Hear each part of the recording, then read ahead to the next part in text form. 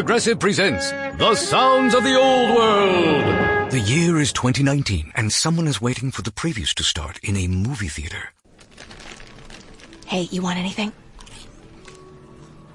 Popcorn? Soda? No, nothing? This has been The Sounds of the Old World. Brought to you by Progressive, where drivers can still switch and save like it's 2019. Quote today at Progressive.com. Progressive Casualty Insurance Company and Affiliates. There's a new Home Depot now open on Maurice Avenue in Maspeth. And as home improvement projects go, this is a big one.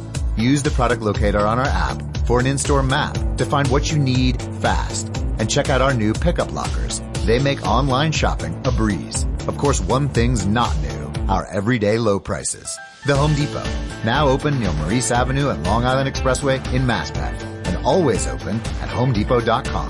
The Home Depot, how doers get more done. Thank you for visiting ChristopherMedia.net. Christopher Media. Let's make some noise. From Asthma Core Studios near Detroit, Michigan. It's unregimented. Gangsters, what's up, guys? And now, here are your hosts.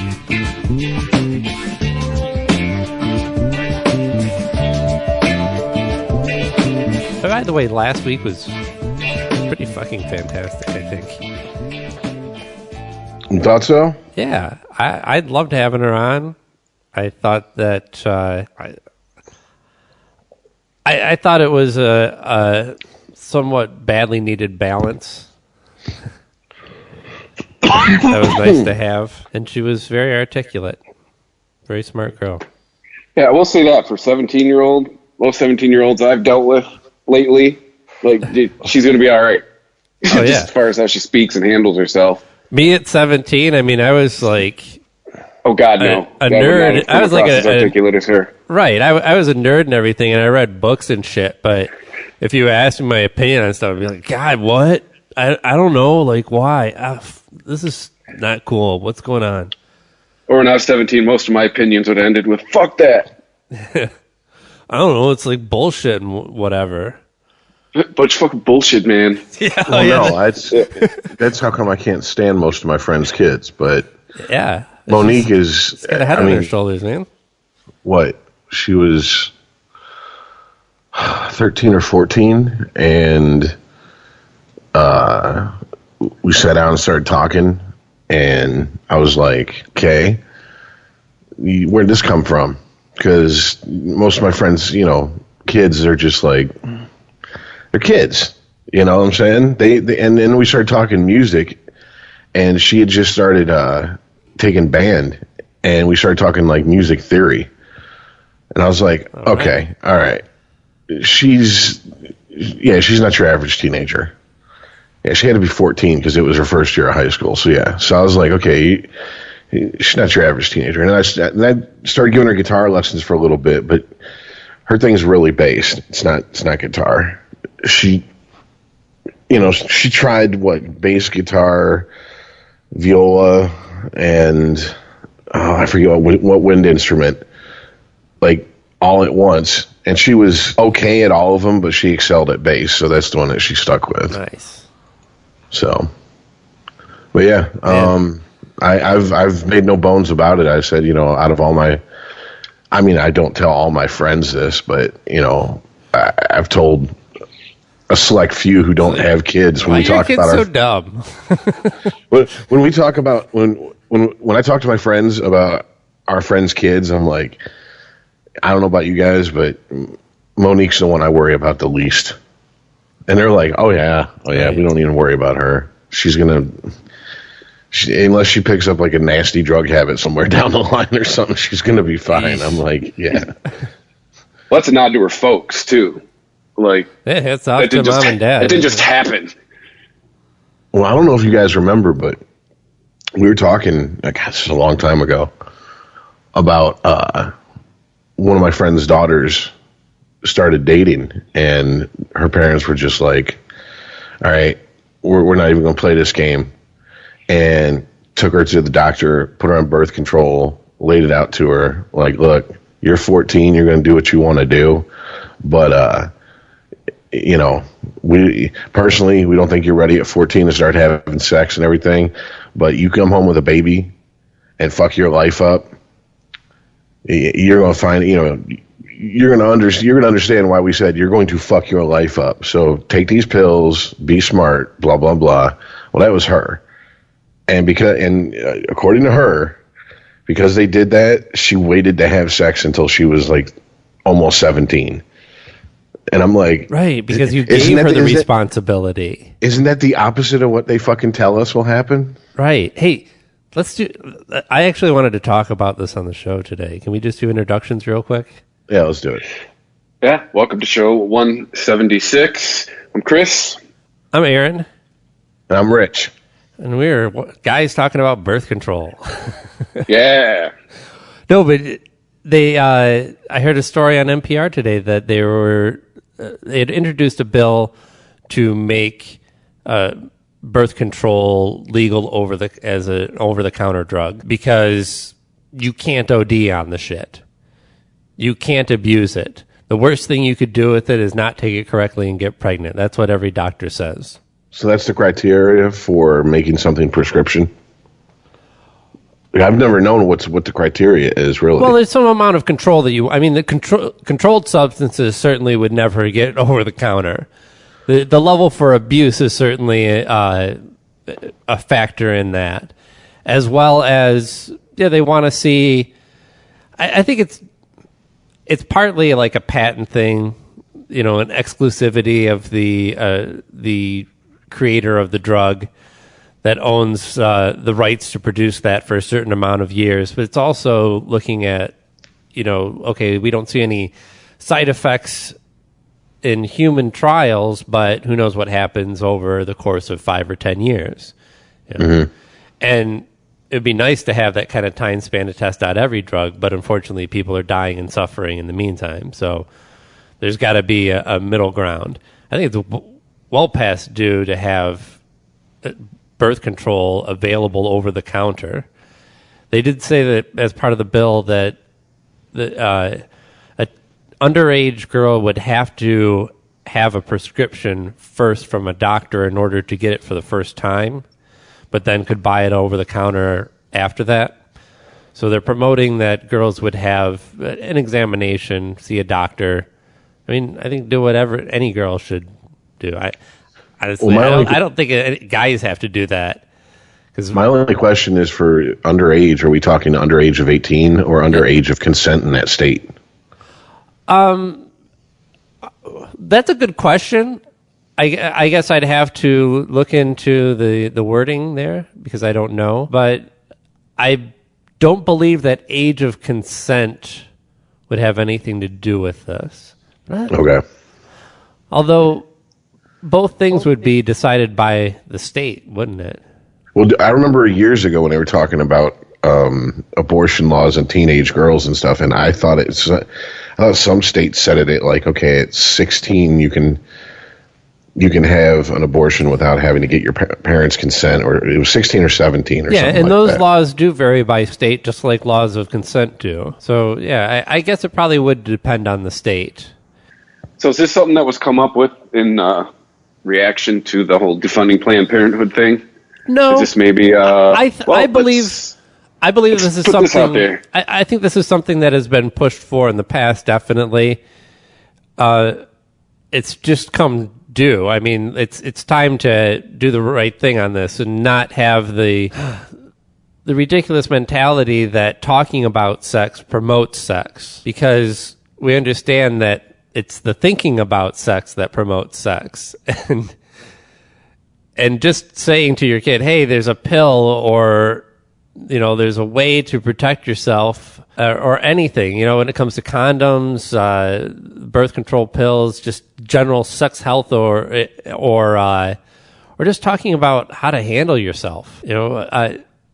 I wasn't going all feminist or anything, but I also happened upon a TED Talk from a woman who was talking about the way that we talk about reproduction and sex, recreational sex, to kids, and how even before kids hit puberty, as boys, I know definitely in this society. The boys, when they're little, their shit hangs out.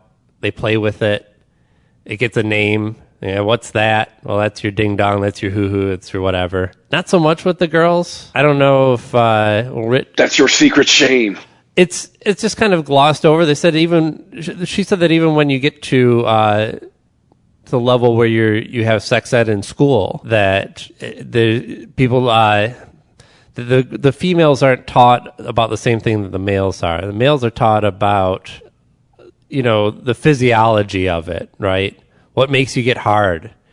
And where does the sperm come from? When it comes to women, they show you the thing that looks like a deer's head, and they don't really talk about the vagina or much about the labia or what sex really is. I don't know, because obviously being a man, I've never sat at any of those classes. But it's very interesting, not only the different ways that we treat sex in these subjects, but also age, with this concept that teenage sex is something that we can prevent. Does the girls class start with, all right, ladies, today I'm going to teach you how to get anything you want for the rest of your life? Right. We're never going to prevent teenagers who want to have sex from having sex. And even in our most puritanical, we never stopped it. So I don't understand how anyone in modern times can sit here and think that that's going to happen. I mean, even in societies where the risk is, family shame, being stoned, being beat, whatever. Right. And people are still teenagers still have sex. Yeah. Yes, that's how that is part of our evolutionary drive. That is how deeply embedded in us it is. And to think that you're going to stop it with fear of something is ridiculous. Well, first of all, let's face facts here. It is the single most defining characteristic of our evolution that has made us what we are today, that has made us so goddamn successful. Yeah, it's the one thing we're all sure of. We want to make more people. Yeah. Every organism has the drive to reproduce in whatever way it does, but our tenacity at it and our success rate has made us the dominant species on this planet. And it drives technology even. Right, yeah. Exactly. What's his name? That was on Adam Carolla's podcast today. Jim Norton. Yeah, I always want to call him Ed Norton. But he was talking about it. Not that this was news to me, but every next step in technology on the cutting edge of that is porno, because that's what drives the dollar ultimately. The thing that everybody wants to act like they don't participate, that they don't watch it, or they don't watch too much of it. I've seen some stuff. It's a $1 billion industry, so someone's watching it. Right. Everyone's like, my wife and I watch it on a special occasion or something when we're feeling kinky. And meanwhile, it's not only driving our technology, but it's also showing. These porn sites release these figures. More people are looking at porn on cell phones now than they are on computers. Really? So it's none of you out there are part of this. If you really even just want to point out how big of a factor porn is in technology and the economy, go back and look at something like Betamax versus VHS. Porn went with VHS. When porn made that decision, boom, Betamax was obsolete within a few years. When people went, okay, well, when I go to the video store, I can't rent a porn on Betamax because it's all on VHS. I guess I'm getting a VCR, aren't I? Right. It's that simple. But while I don't have clear-cut examples of what I'm about to say, this does go back as well to photography, the invention of photography, or the printing press. Anything. Even the wheel was first used probably to get laid, to go, You know, right? to go on to see. Hey, my parents aren't in my cave. Let me hop on my wheel and roll on over there. Right. Like in BC, you had like the one wheel with the stick through it, and you just unicycled over to the next tribe and looked for some strange. Somebody was putting out some sexy smoke signals. I'm going to go investigate. Hey, does that smoke signal look like a boob?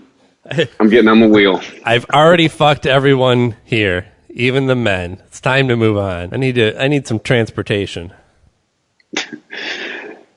And to get back kind of what we were talking about with teenagers is Yes. You want to get a teenager to do something, tell them not to do it. Right. That's just how we're wired in adolescence. And my argument for that is called Catholic school. Because I did 1 year of Catholic high school. Good Lord. That is is buildings full of hormonal teenagers being told not to do everything. Guess what they're doing when they're not in school? Everything they're being told not to do. Drugs, they're fucking each other, and they're drinking on the weekends. The overreaction is so severe that it seems almost built into that same evolution. That the fact that this is such a strong driver that it can't be suppressed. When it's tried to be, when people try to suppress it, it comes back even stronger. Well, like kind of like how we got our president. Yeah, it's kind of the same mindset, kind of the same thought process. Actually, well, I get the analogy that these people you push on something, it's going to push back even harder. Right. Well, it's funny that my daughter's mother, her family, I think I've discussed this before, her family's very religious, and they're members of a certain religious group. And the more strict the families are, as far as, basically painting sex as this as this bad thing that, you're not supposed to do until you're married, and et cetera, usually the wilder the kids are, and that's from personal experience, or the younger they start families is the polite way to put it. And I remember sitting there and talking with my daughter's mother and going, okay, you don't see a connection here? You don't, you know what I'm saying? Like, because, we have a daughter. We were really young parents. Do we want her to go down that same road? And of course, she flipped it on me. And, you're saying she was a mistake. And I'm like, no. What I'm saying is, look at our ages, maybe. What I'm saying is, well, I mean, nuance was lost on her at this point in her life. But I mean, the stats, everything play out. The older and more stable and successful the parents are when they have kids, usually the better chance the kid has of growing up and becoming stable and successful themselves. I mean, when you have a kid, when you can barely keep a roof over your own head and keep yourself fed, that's not good for anybody. And I don't understand why these Christians who are, any religious people really, who they, are supposed to be compassionate and all this shit. Why would you want to? And you care about children so much, you protest abortion clinics and et cetera. Why do you want to set these kids up to be put in, poverty in some of the worst situations that you could be put in this country? Because your imaginary book of fairy tales says that they're not supposed to fuck before they're married. I mean, if you want to plead to them, just look at it this way. Well, 300-400 years ago, they were getting married at 13, 14 because life expectancy was what, till you were in your 30s? So I guess if they're 15, 16 and they're having sex, they held out.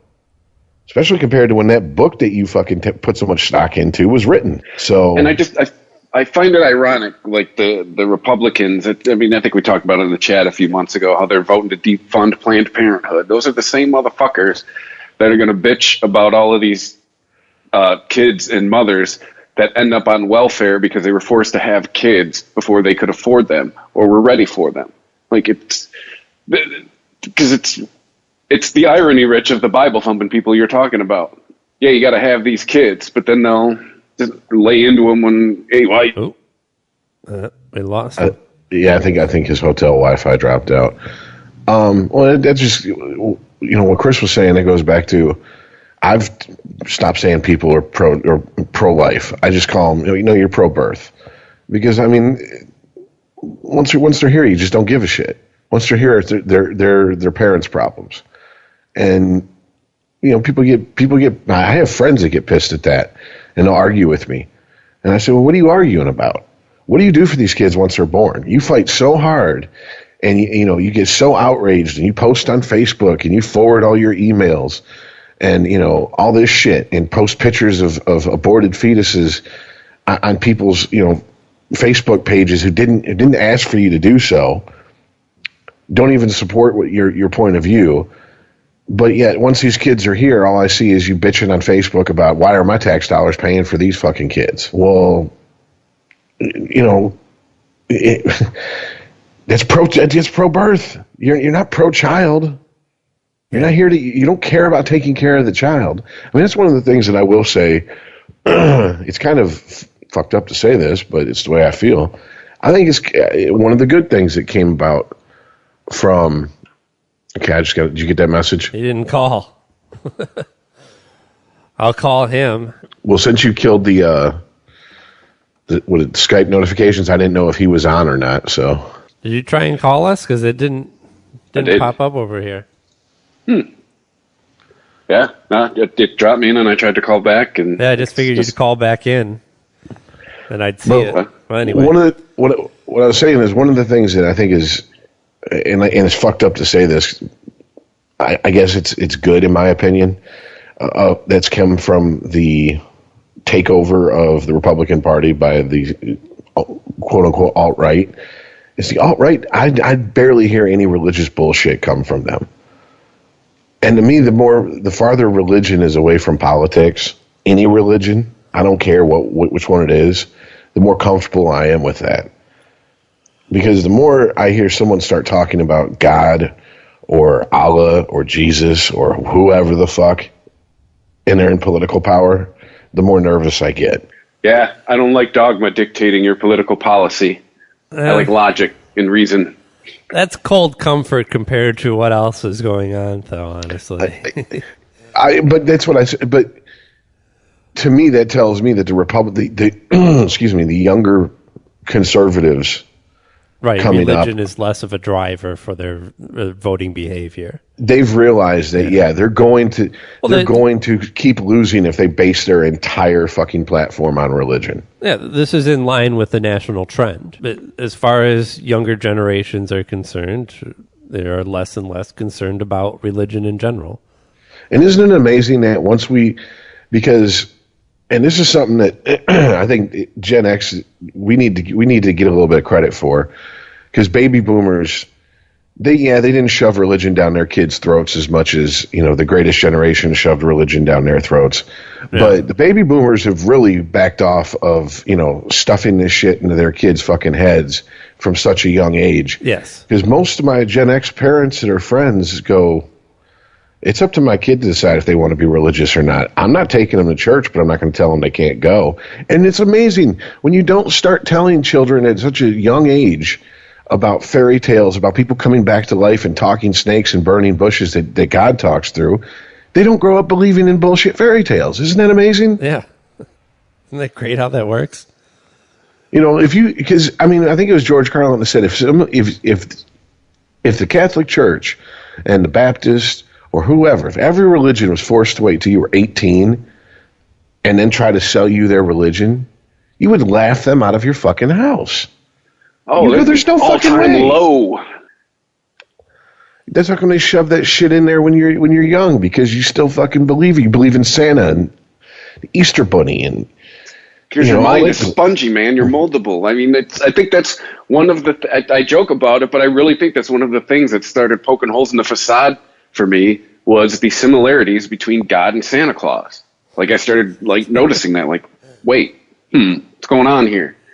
It's like, at least in the Catholic religion, that's pretty much what you're taught.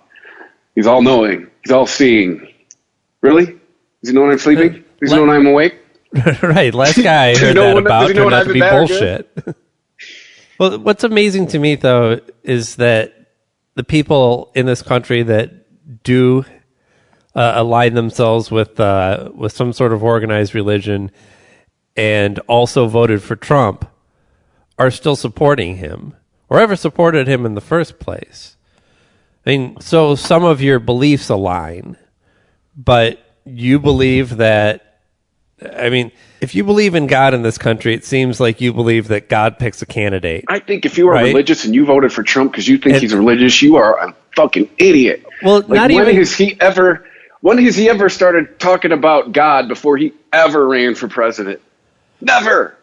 Then all of a sudden he slips the G-Man's name in there once or twice, and he's your fucking candidate. Wow. Like, to me, that is amazing. Because I was tempered in the Kool-Aid. Like, you should be trained to see that guy is a fucking fraud. Like, that's just what gets me. It's like, wow, you really think he's religious? Like, wow. It blows my mind. I think it proves that religious people who are Republicans through and through they're just like everybody else that picks a side and goes, this is my side for better or for worse, no matter what. I mean, I've actually had more religious people in my family post on Facebook about how Trump is a God-fearing man and one of the most Christian presidents we've ever had.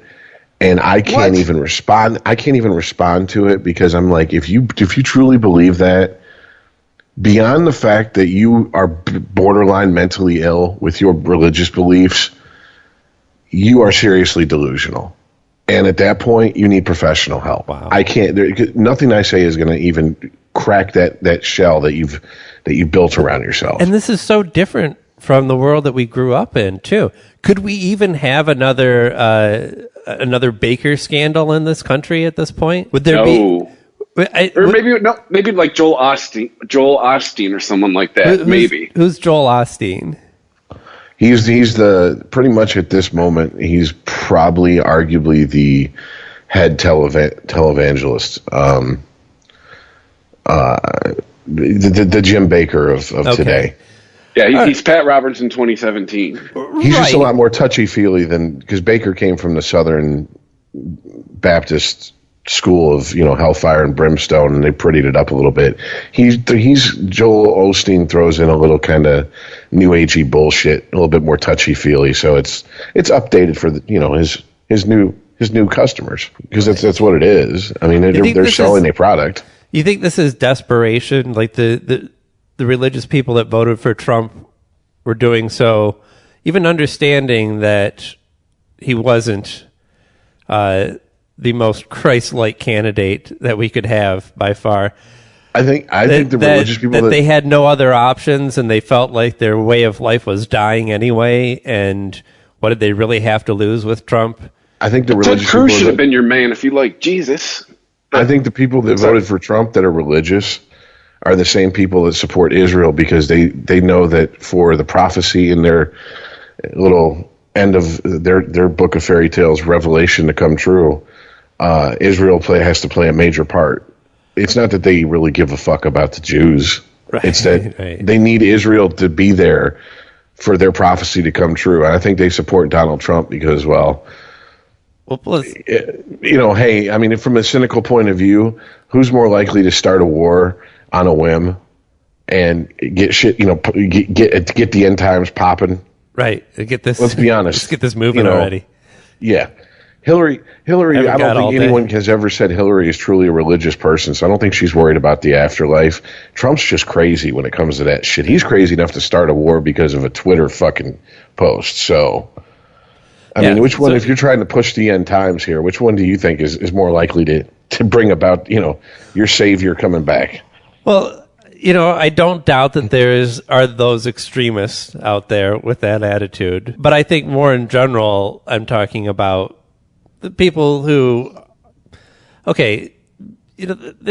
I'm talking negatively a lot about religion. I'm not obviously religious. I don't have a really good outlook on most organized religions. That doesn't mean that every person that believes in imaginary things is a horrible person. And some people take those beliefs and do great things with them. So there's a lot of people who, well, they mean well, but maybe just don't have a bigger understanding of the world because they're basing everything off of a 2,000-year-old book. I don't know. My views like 3 or 4 times.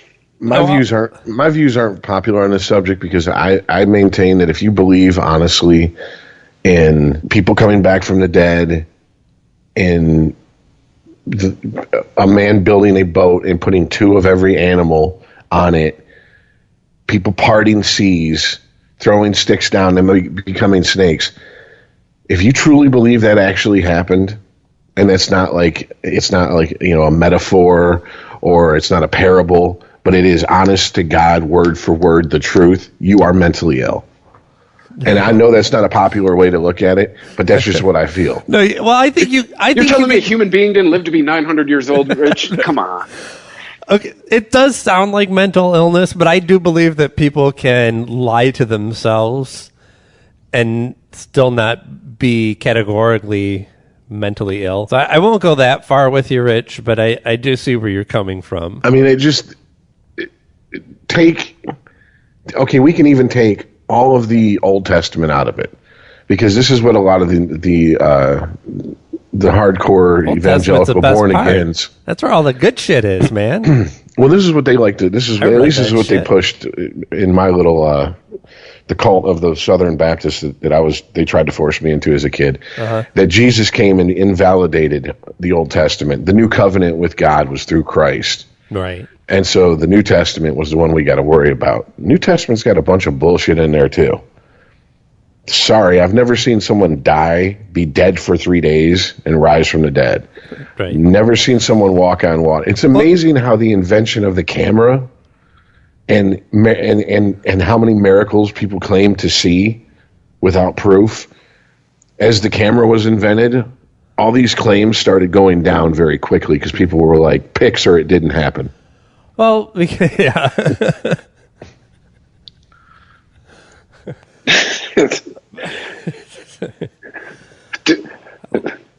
Pix or GTFO. Yes, pretty much. I mean, I don't.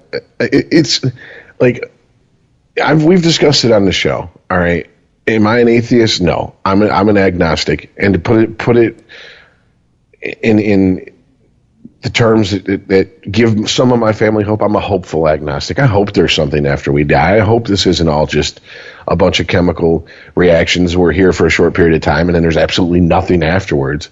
But I can't believe that there is, and I can't have faith that there is, because I can't have faith in something as ridiculous as, out of the 2,400 religions in this world, that somehow my family picked the right one to teach me. Yeah. I mean, I can't have faith in that. You won the eternity anyone lottery. Ever noticed, Phil?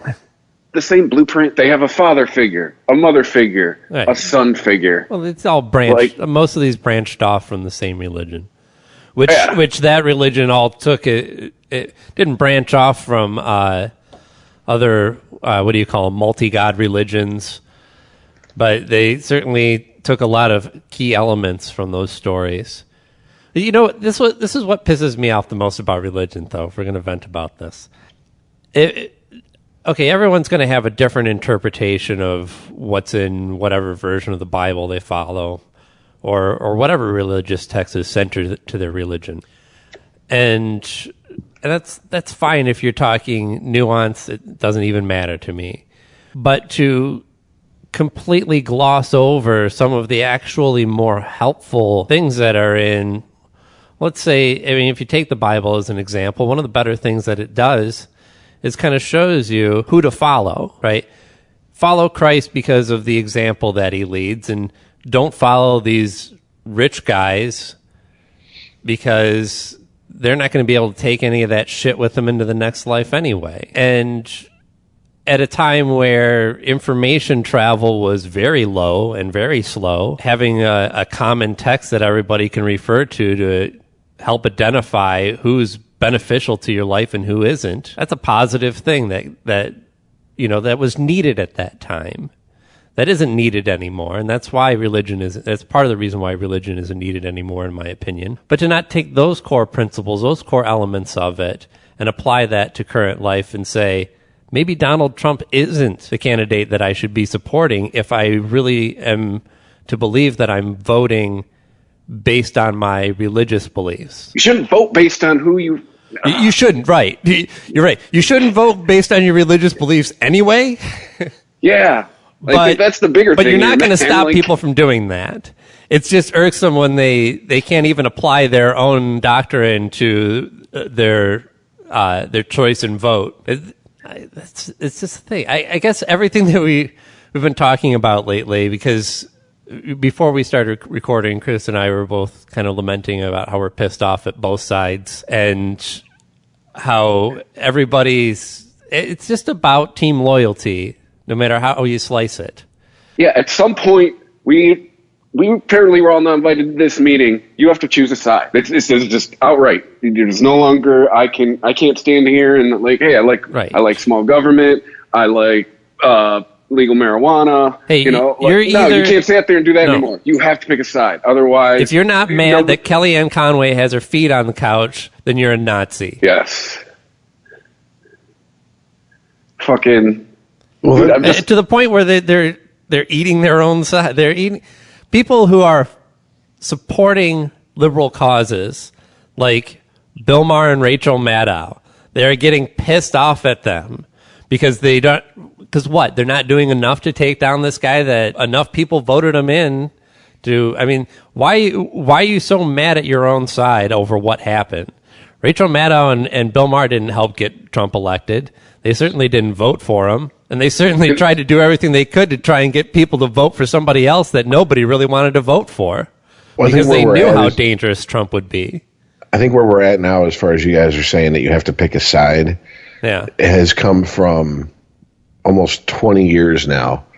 It's about roughly 21. I'd say since Fox News kicked off, of politics becoming like a sport or entertainment for people. Right. Like people watch Fox News, MSNBC, CNN, like sports fans watch ESPN Sports Center. Well, okay, that's where the culture started, but I think when it kicked off fully is the 2000 election. When that was like shit. That everybody was watching it. It was like OJ and Michael Jackson's trials all wrapped up into one. And I think that's where you got the most fervent, not only that, you had a team that you were loyal to no matter what happened and what was said, but that you would excoriate anybody who strayed from your team. There was a time when Bernie Sanders wasn't so popular because he said, you know what, I'm just not a Democrat. I don't identify with this political party anymore. I remember him getting fucking crucified because of that. Yeah. And then, 2016, everyone in a blue tie loves him, or at least for half the year. But, yeah. Well, as we've talked about it, too, I think the same principle that got Trump elected got Obama elected. Because if you really think about it, I mean, Barack Obama was right at the end of the George W. Bush years. And until Donald Trump took office, we all remember George Bush was the worst politician ever. He was a demon. He was going to destroy America, blah, blah, blah, blah, blah. So I think that's kind of how he got buried. Is this where we're at now? So we're going to get 8 years of Trump, and then we're going to get the complete opposite of him? I think this flip-flopping back and forth, these 8-year shifts between conservative and liberal rule in this country might be the best we could ask for, honestly. It might be the way that our system works, because that seems to be the way it's been working for decades now. I mean, okay, well, maybe the 80s there was a longer streak of conservative rule. I think that the flip-flopping, it seems to be the best way to keep some sort of balance. Because as we've pointed out on this show, a lot of people who voted for Obama at least once, maybe even twice, had to have voted for fucking Trump. Right. Yeah. Not a lot, but, a lot. That's the wrong qualifier. Some people who voted for Obama once or twice had to have voted for Trump also. So, those are the people who sway elections, because there's people that are never going to vote, so they're a lost cause. There's people that are going to always vote the party line. They're a lost cause. So it's the people like us who are in the middle who you have to convince to vote for your side this election cycle. And I think what the Democrats have done since 2000, actually since their Lord and Savior Ronald Reagan got out of office, has really, their thing has been to paint every Republican that runs for president as the worst Republican to ever run for president ever. They did it with Bush 1. They did it with Dole. They did it with Bush 2. God, did they do it with W? I mean, both times. They did it with McCain, Romney. And then here comes Trump. Here comes really the worst Republican we've ever seen ever. And you've cried wolf so much, the country was like, it's not really a pervasive or a persuasive argument to me anymore. Yeah. I've been hearing stop telling us everyone is the devil. Yeah, I've been hearing this. I've been hearing that every Republican is Hitler and the Antichrist and Judas Iscariot all rolled into one for almost 30 years, and they're not. And now, and I'm not putting this at the feet of the Democrats. I'm just saying it's because it happens on the Republican side too. Clinton was Clinton was the worst president ever, and then it was, Obama was the worst president ever. Yeah. Socialist Obama, yeah. Yeah, exactly. And right, so they have their scare tactics they throw to their side, and the Democrats have theirs. But I think the Democrats, when you sit there and you start claiming that, making the claims that they were making about, Bush and McCain and Romney, and then we get Trump and he's literally doing those things that those guys would have never done. It's like, that's going to tell you something. And I don't see how if you're a Democrat and you're a hardcore Democrat, that's your team, go team go. I don't see how you can go with that from here on out. You have to drop that strategy of everyone I don't like is Hitler. Everyone I don't like is the worst person in the history of the world. Because let's be honest, and God, I hope we really don't in our lifetime see a worse candidate get elected president than Trump. But I don't even know what that would look like. Can we hope that we scrape the bottom of the barrel? I'm sorry, Rich. I talked over you. What did you say? I was going to say, can we all hope that we've scraped the bottom of the barrel at this point? Yeah, I hope so. I mean, because a worse candidate who gets elected, Chris, I know you said Kanye, but I mean, it's just, seriously, where would they come from? It's going to have to be another person from outside of politics who has no idea how shit works, who's going to make Trump saying, wow, healthcare is complicated, look like who knew? They're going to have to say something so stupid that Trump saying that is like, it makes Trump saying that seem like Einstein saying E equals MC squared. You know what I'm saying? Right. Prepare for your eyes to roll out of your head. But right. I thought of because it's been mentioned, I've thought of the candidate who probably could beat him. That would be from the outside. Oprah, black woman. I mean, that is the anti-Trump right there. I'm not outright opposed to that. She's recognizable. She's well-spoken. She's educated. But so this extremism, though, that you're talking about, Rich, it's really part of the language of the day. I think it's part of the reason why people have tuned out most of what they identify as traditional politician, because every new bill introduced is the worst for America ever. Everything is every policy and budget bill, in somebody's opinion, is going to break this country, is going to drive us to ruins, and remove us as a world power. And I mean, if any of that were true, I mean, one of them would have to have come true by now, right? Just play the odds on it. So when none of this shit actually happens, you just kind of tune it all out. And that's why they believe everything that Donald Trump tells them. because they automatically don't believe everything that comes out of the mouths of these so-called traditional politicians. And I mean, I don't know, how can you blame them? Because if I had a girlfriend and every time I fucked her, I started with, I'm going to give you the best orgasm of your life, and then I didn't. It's going to be so big. And then I didn't. I mean, I think she'd forgive a couple times, but after like 9 or 10 times and she still hasn't had the best orgasm of her life, she's probably going to be pissed. It's like, I haven't even had the best orgasm this year. What are you talking about? But so yeah, I mean, people are the language in politics has become so extreme that you can't take anything seriously. There's two sides to every story, no matter what kind of proof you have. And they're both stupid, and is what I'm starting to feel. And it's all lumped under the tent of politics. So this is all just politics, and this is all bullshit. And that is the only reason why Trump stands out amongst that crowd, is because he talks in language that is different from how other politics talk. People say he uses, well, he does have a more limited vocabulary, that's for sure. But it's not about that he talks like the people that voted for him, because he doesn't. He's kind of weird. He's got his own cadence. He's definitely got his favorite go-to words that aren't really that common. And it's just the fact that he is clearly not a politician by the way that he talks. Well, you got what you wanted, everybody. Only 3 years and 10 months left. I think we're down to 9. Jesus. It's like you sound like you're counting down a prison bid, man. Seriously, yeah, like 3 years and 10 months, man. I'm out of here.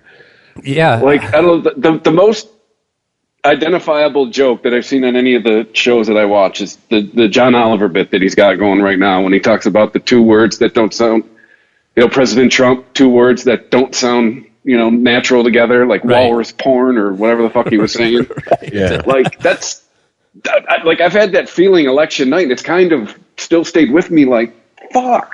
Like, that guy's he's going to be on the posters in school. You're going to learn about him and it does 4th seem and to 5th be grade history. Like, I'm just 4 months later, my mind's still kind of blown by it. Like, wow. Yeah, but it does seem like this shit is kind of dragging. The guy who fired Brett Michaels on The Apprentice is the fucking president. I imagine there's liberals that wake up every day and take like a kitchen knife and carve another notch into the wall. And the whole wall is going to be covered like they did a dream. The whole wall is going to be covered by the end of his presidency. And then they go hit the weight pile. Right.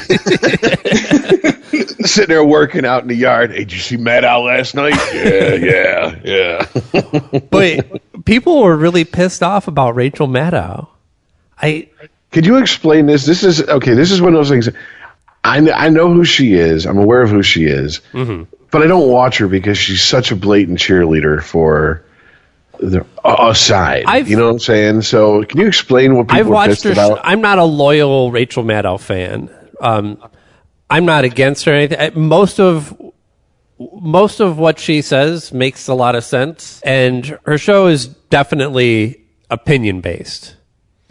I mean, I don't know how the network or anybody who watches it categorizes it. It's not news. It is absolutely 100% opinion. Yeah, she's to me, the way, from what I've seen, she's a Bill O'Reilly for the left. Yes. Only she doesn't yell. And she that's her. Well, that's, if she just did, mixes a drink at the end. She seems like more of the snarky, sarcastic, cocked eyebrow. Well, here's the thing, person. She is dogged because once she picks a topic, she doesn't give up on it. And there's a lot of things that she's been on the forefront of that took a lot of time to get traction in this country, like the the shit that has been going on in Michigan, even between the emergency manager fiasco that actually led to the Flint water crisis. Yeah. The fact that they needed an emergency manager to begin with. Like, I keep trying to tell people, Flint is a group effort. Like, no one in any color ties to blame for that. They both fucked Flint royally on that one. But the sexy headline is that's a whole Michigan's nother Republican story. governor. So, but to get back to Rachel Maddow, she picks a topic and she is not going to give up on it. She's certainly not going to go with whatever people are talking about. That is not a driver for a show. I don't believe that she combs through Twitter that day and decides, well, what are people really interested in? What should I talk about? No, she has her topic. And she does this show mostly solo. She does interviews occasionally, but it's mostly her basically. It's like spoken essay. And it can be a real education because she does research this stuff so well. But what pissed everybody off recently is her announcement on Twitter. I think maybe it was like 4 or 5 hours before her show was to broadcast, that on that show, that evening's show, she was going to have Trump's tax returns to reveal. And obviously a lot of people tuned in and listened to her go on for 25 odd minutes about why the tax returns are important and the history of this or whatever, and be totally confused that this wasn't some 3-minute spot on CNN where they would give you the brief overview and here's his tax returns and here's what we found what was bad and now on to the rest of the news. So, I mean, if you're complaining about her style of show, then clearly you've never watched the show before. You're only watching it because you're looking for something juicy, some big reveal. Now, I mean, could she have tweeted prior to her show, hey, I've got some Trump tax returns, but don't anybody get excited. They're from 2005. They're not complete, and I can't tell you the source that I got them from, so I can't even truly verify that they're actual tax returns. Well, look, she's got a job to do, right? She's got a show to promote. I can't begrudge her that. You want to shoot every segment that you do in the foot before it broadcasts by telling everybody the end result in Twitter. It was the fact that people wanted so desperately to believe that she had all the tax returns and that we were going to find all this juicy shit in there that we could use to get Trump out of office. And I mean, there was nothing from Rachel Maddow or her network or anything to lead anyone to believe any of that shit. So in other words, it was all what they wanted to believe. And when she didn't, and when she had what she had, everyone was pissed and called her Geraldo Rivera. Yeah, I was about to say. So in other words, she pulled a Al Capone's vault type thing. Now, Yes, it's funny that you jumped to that comparison, Rich, because a lot of people have been doing that. Yeah, that's the big joke. I was alive during the hype and lead up to the Al Capone's vault reveal. Oh, I clearly remember watching it live on TV. Yeah, I watched that shit. And Rich, if you remember too, there was months of promotion in advance of that. And all this hype about what they were going to find in there. It was pre-internet, though. You couldn't put the word out a few hours before the show and still reach millions of people. All I'm saying is that it's a very poor comparison because Rachel Maddow didn't say, I'm going to reveal all of Trump's taxes and this is going to be enough to get him out of office. She just said, I've got some Trump tax returns and we're going to talk about them on my show. That's it. Okay, so she did more of a David Blaine. You knew you were tuning in for something, but in the end, you knew it wasn't going to be something that was going to blow your mind. Well, because I mean, it's okay. Because Al Capone, I get where the comparison is bullshit. Because with that, you were right. It was like fucking 3-4 months of we could find dead bodies, we could find guns, we could find CIA files. We don't know what we're going to find. Right. Everybody and all was this expecting shit. to find a couple skeletons and fedoras and Tommy guns in their hands and a pile of money in the center. Yeah, exactly. And then when they opened it up, they found like a couple empty bottles and cans of Coke or some shit like that. It was ridiculous. Right. And so, I mean, I get where it's bullshit. So to me, it seems like more that she knew she didn't have a smoking gun, but she didn't. And MSNBC probably came down from the top. Don't tell them you don't have the smoking gun, but don't say you have the smoking gun either. Kind of let it linger and let them wonder a little bit. Honestly, and I don't want to oversell Rachel Maddow, but I do believe that she is more driven by her principles than possibly anybody else on television. I really do believe that. And if she got her hands on any tax returns at all that she could talk about to use an example or a starting point or to keep the conversation going on what she believes is the most important topic currently, then she's going to do that. I don't know. I mean, maybe she just shouldn't have tweeted it. That's it. Yeah, I think there's some I think everyone's beef maybe isn't so much how she and her network promoted it, but I'm telling you, social media got a hold of it because I was getting notifications from like Apple News and the AP, like Rachel Maddow going to unveil Donald Trump's tax returns tonight. And it was like a game of telephone because what was said in her original tweet was not necessarily the information that everybody was passing around. They were putting way too many of their hopes in this one episode of Rachel Maddow's show. That this was going to be this moment where the tide finally turns. The monster is unmasked and we all get to see how horrible he is. And he was tied to Russia the whole time. Well, you know what? It just doesn't happen like that. Didn't he kind of shit on her too and beat her by a couple hours? Like, oh yeah, I'll put him out first. Yeah, I think there's also there's definitely a theory out there that the 2005 tax returns were released by the White House just so that they could be revealed and everyone could go, oh, this is nothing. Yeah, he pulled a B Rabbit from 8 Mile. He was like, okay, I'm going to get out here and say everything about you're going to say first, and go, okay, now tell these people something they don't know. Right. Yeah. And I mean, and I hate to say this, but the people who were hoping that she was going to like have the smoking gun, the thing that's going to get him out of office, and were disappointed when she didn't, are doing what I've said for months now. The reason the left is destined to fuck themselves is because if they don't have an enemy, they turn on themselves and start eating their own. Right. I mean, we've seen it with Bill Maher. We're seeing it with Rachel Maddow now. And what was her sin? Trying to put something out there that no one else had done, but it wasn't enough to start an impeachment process. So how dare you? I mean, this is ass to me. Not even as a Rachel Maddow fan, I'm like, this is asinine for anyone to be upset with her. She did what a journalist is supposed to do. I mean, from everything you're telling me, if it went down like you told me, it doesn't sound like I said. That's why I said maybe it would come from her producers.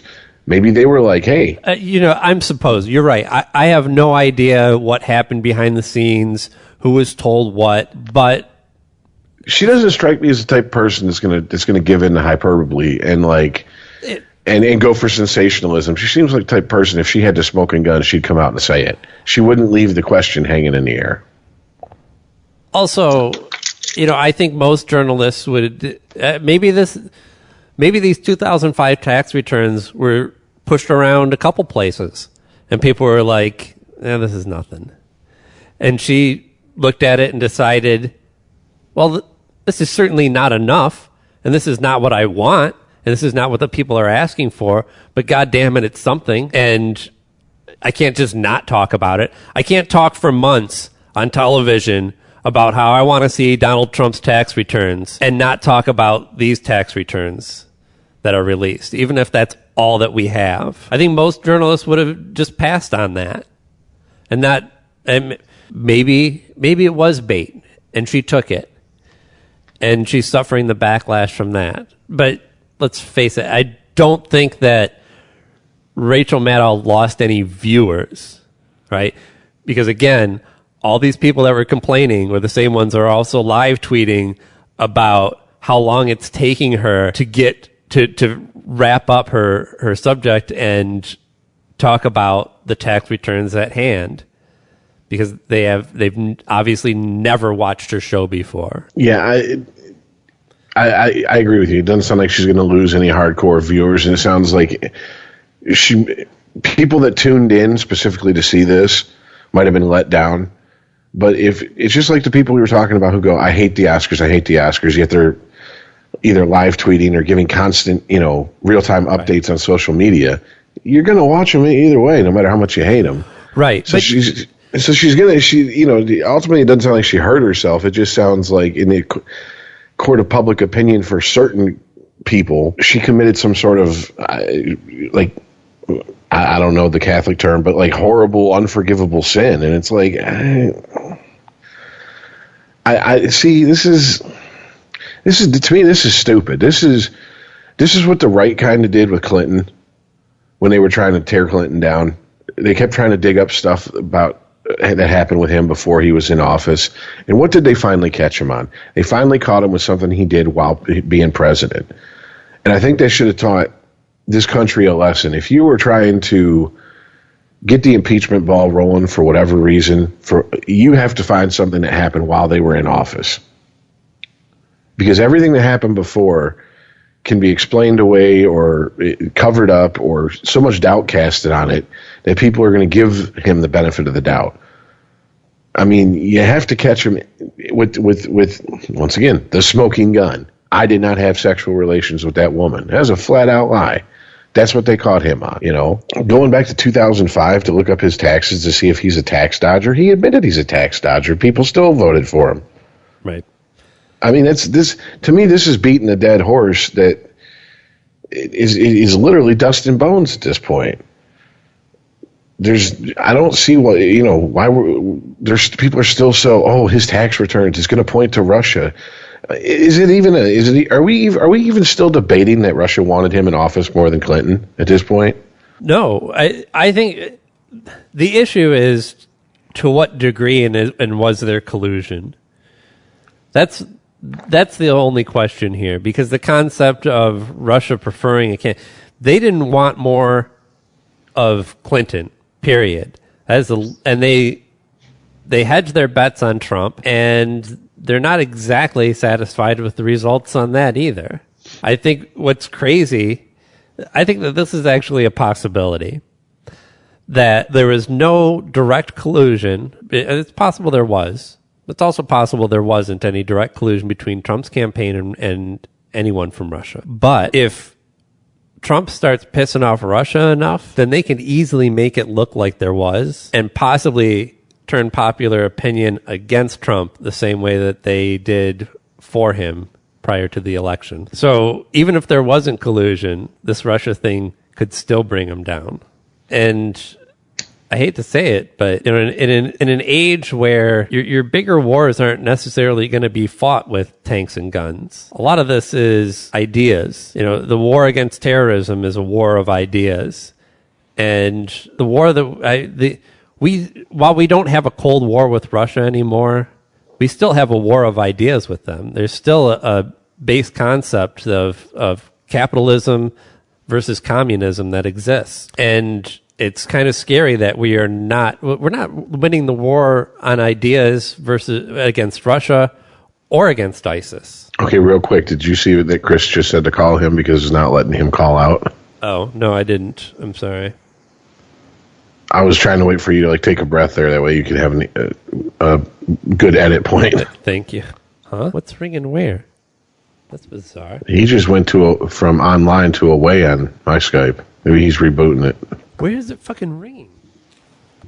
Oh, I can hear it. I don't know if you can hear that faintly in the background, the Skype ring. No. And I'm like, where the fuck is that coming from? Because I had it turned off, but I could hear it not through my headphones. And I realized that his iPad's sitting in front of me, and that's what's ringing. But I'm calling the same one. That you're talking to him on.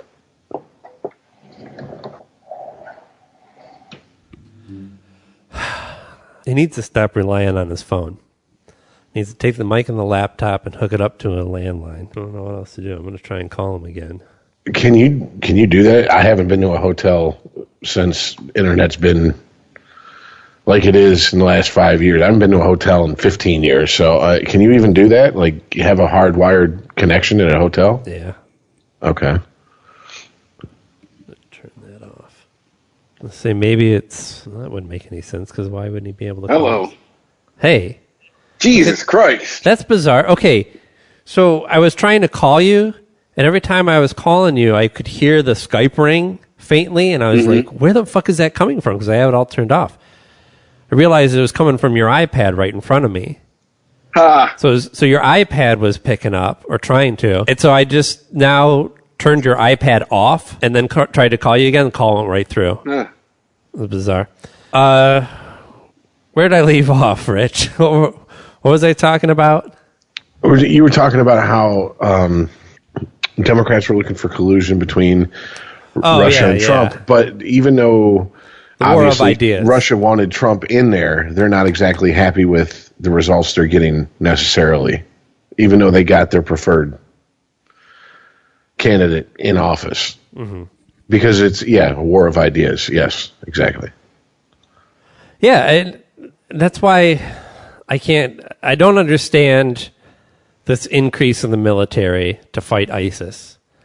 It makes no sense. I know that Trump was saying that he would listen to his generals, and he's listened to some of them on topics like torture. Certainly, he's actually in the past, early on when he was running, he said that torture should be on the table, that you use all options available when you're facing these dire situations of other people's lives in the balance.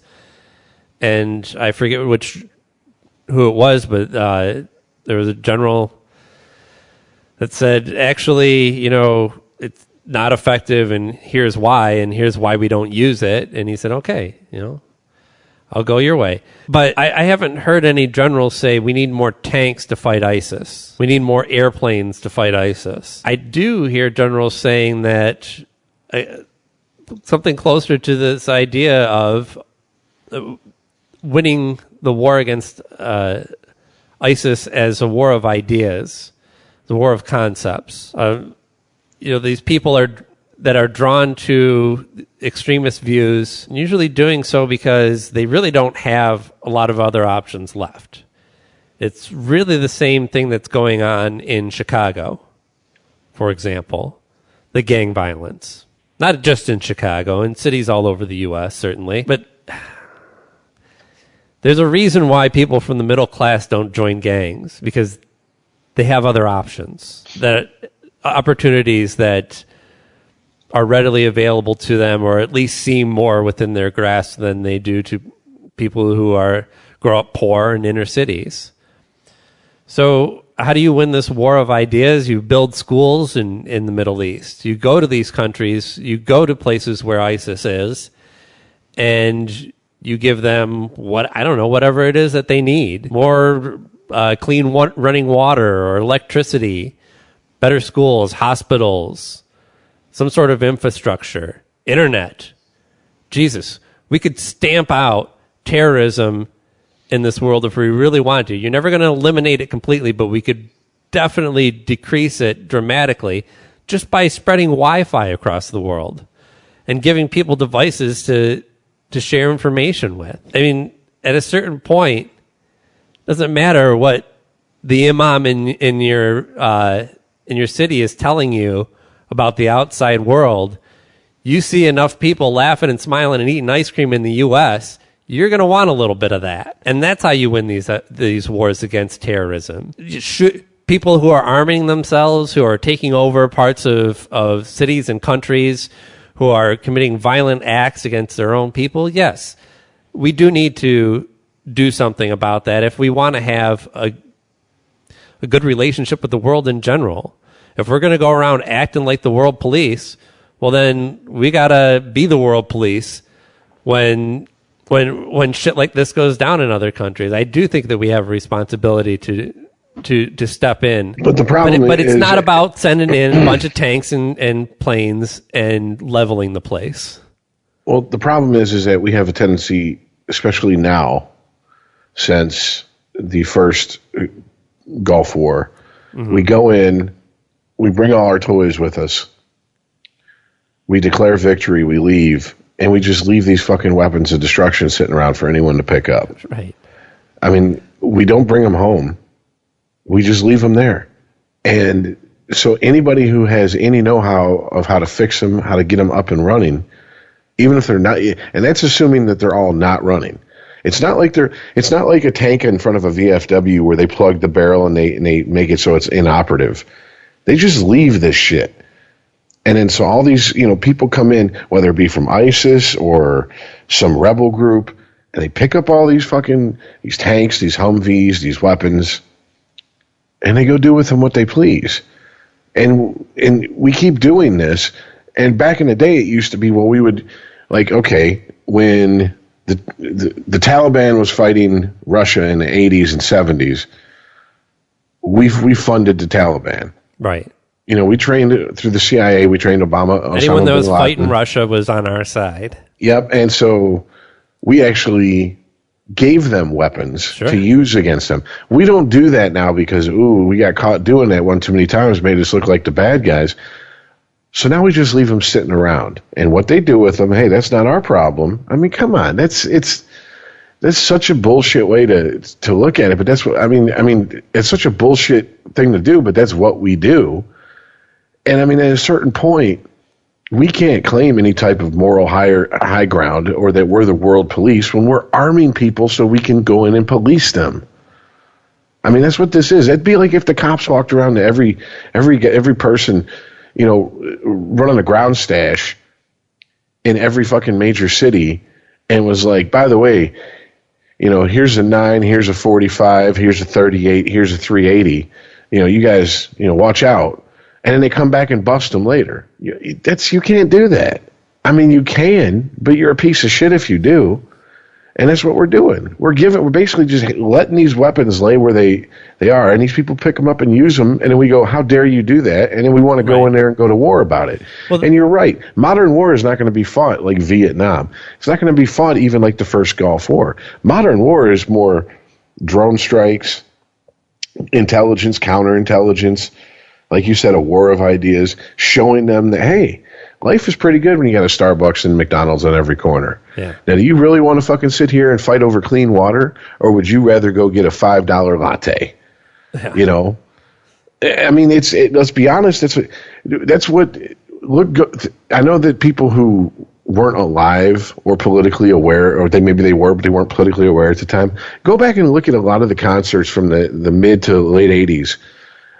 That like all the aid concerts? Not necessarily the Farm concerts. The concerts from Western culture that started, being held in Russia and parts of Germany. Oh, okay. And they're like minister of culture or whatever the fuck they call them at that point. It was like, well, we can't have this because we don't want our kids knowing what comes with this, because first the music comes in, the kids like it, and then like any teenager, if you, especially pre-internet days, if you like an artist, you go out, you seek out the CD or the tape or the LP, you read all the liner notes, you want to know who these people and these things are talking about. You want to be like them.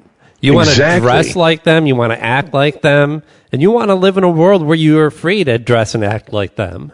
I mean, there was an argument made that the concert, I can't remember the name of the concert, but the concert that had Metallica, Pantera, and a few other heavy metal acts over in Russia did more to really, for that generation who went to that concert, which was fucking huge. They made it like a Wembley Stadium concert. It looked like it was, a drop in the bucket. Yeah. Did more to sour that generation on their parents' style communism than anything the U.S. had done during the entire span of the Cold War. Right.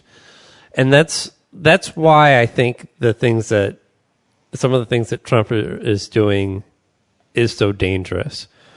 When we talk about, we had this week revealed the second attempt at the non-Muslim ban. And while this was a watered down version of the first ban, and not ultimately what Trump wanted, he and his team believe that they crafted this thing well enough to be impervious to what took down the first ban, and that was the concept that we do not judge people in this country based on their religion. That is one of the core concepts of our country. And now the fact that this one got suspended by the judge in Hawaii, I forget his name, disregarding some of the language in there and saying it matters not really what is said here, but also what is said by the president who had a hand in drafting this language. And the fact that he has said openly that he would like to ban Muslims from this country is telling to the true intent of this document. And that makes sense. You know, if you're up for a murder charge on your neighbor, and a couple weeks earlier before it happened, everybody in the neighborhood saying, "I'm going to fucking kill you, bitch." Well, that's evidence that's going to be introduced in court and used to convict you. So his words matter just as much as the document at this point. But just the fact that he is talking about banning Muslims from this country is not only it's not only the exact opposite of what he should be doing to try and win a war against terrorism. It is actually giving fuel to ISIS. It allows ISIS to say to the people that live in their countries that they are occupying or existing within, to say, look, all this stuff that we've told you is true. All this war against us versus the West, Islam versus Christianity, they haven't all admitted it up till now. This one finally has admitted it. They are against Muslims and against you personally because you are a Muslim. So whose side are you going to fight for? Yeah, but there's something that I think that Trump and his crew, and I gotta hope there's someone down the line in his little posse that he fucking rolls with that has to know this. Somebody in the deep state? Yes. Is that even if we fucking liberal mole, we ban all Muslims from entering the country. Yeah. And we do it successfully. Even if we do that, you don't need to have people come in from out of country to radicalize people who would be willing to commit acts of terror. You can do it through internet. You can do it through literature. You can do it right here. It happens. Look at all these attacks, the Pulse nightclub attack. Yes. The Fort Hood attack. These people pledged allegiance to ISIS after the incident, mind you, and we've seen no evidence of any of the domestic terrorism cases that have come up in the last decade have any direct ties to any outside influence other than just information. Exactly. And if you really want to go back, look at the Oklahoma City bombings. Right. I mean, you don't even need for a terrorist attack to happen. All you need is someone who is so disenfranchised and pissed off that they don't care anymore about taking lives. That's all you need. And then you just give them the excuse to do it. It's all you got to do. I mean, this is, to me, when people talk about terrorists, if they weren't radicalized, they would have never done this.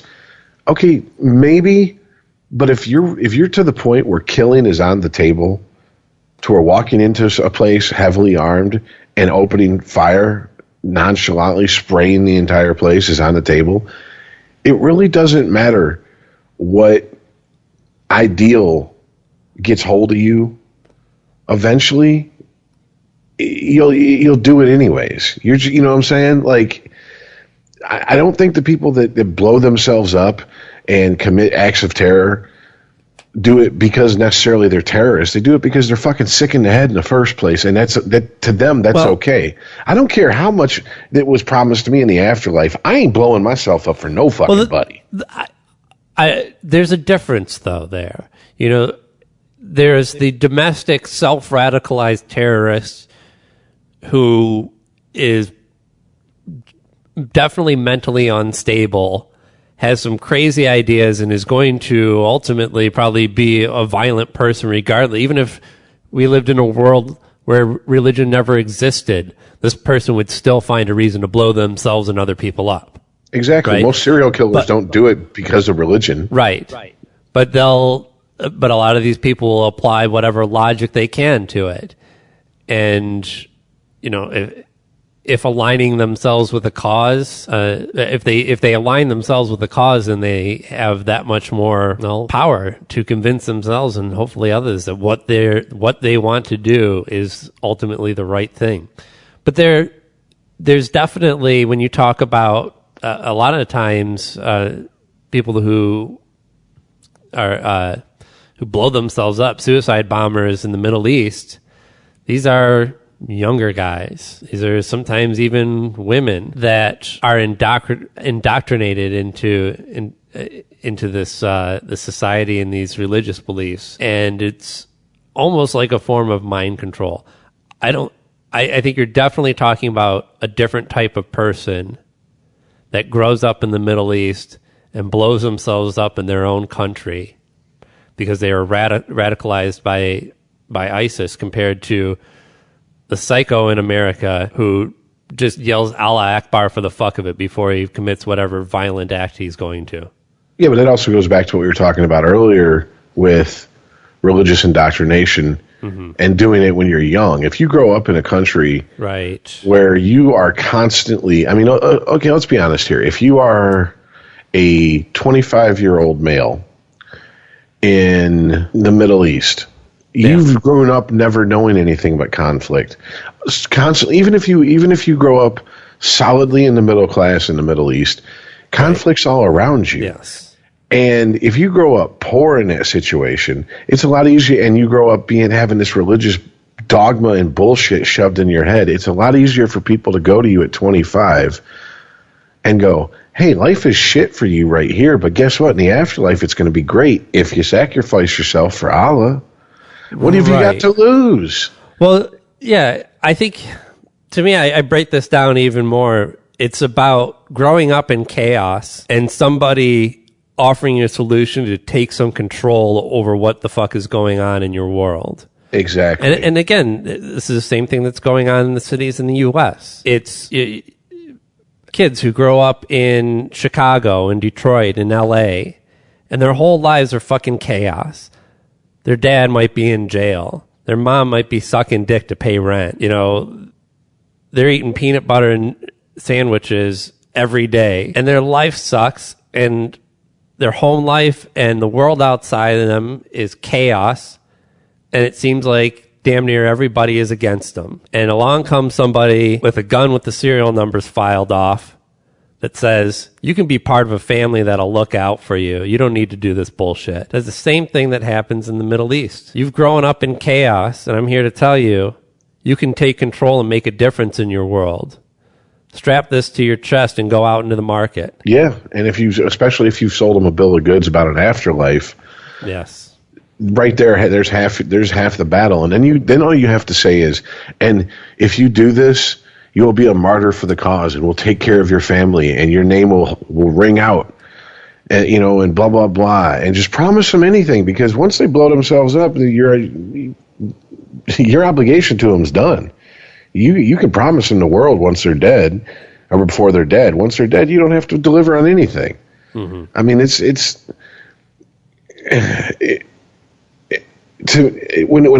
when people talk about terrorism and stuff, and I just go,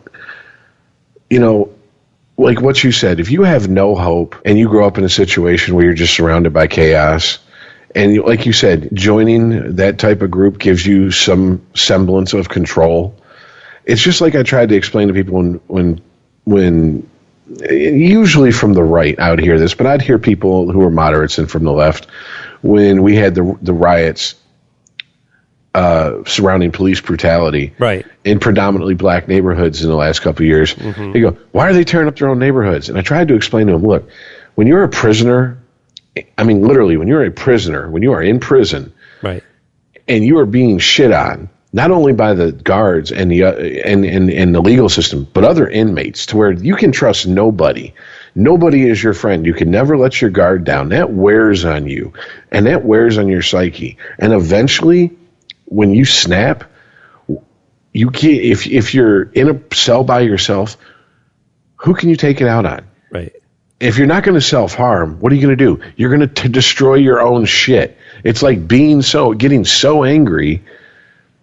I'm sure you've seen this when you were a kid. Maybe you've even seen it as an adult and having kids.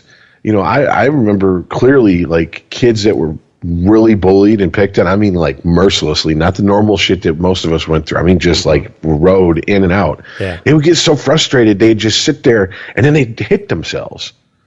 And I'm like, the fuck is that? You know what I'm saying? As I got older, I understood. I'm like, that kid's so frustrated, and for whatever reason, he won't stand up to these bullies because he knows he can't beat their ass, or he feels he can't beat their ass, but he's taking out that frustration and anger the only way he can. I mean, I've seen it. I've literally seen kids get so frustrated they hit themselves in the head.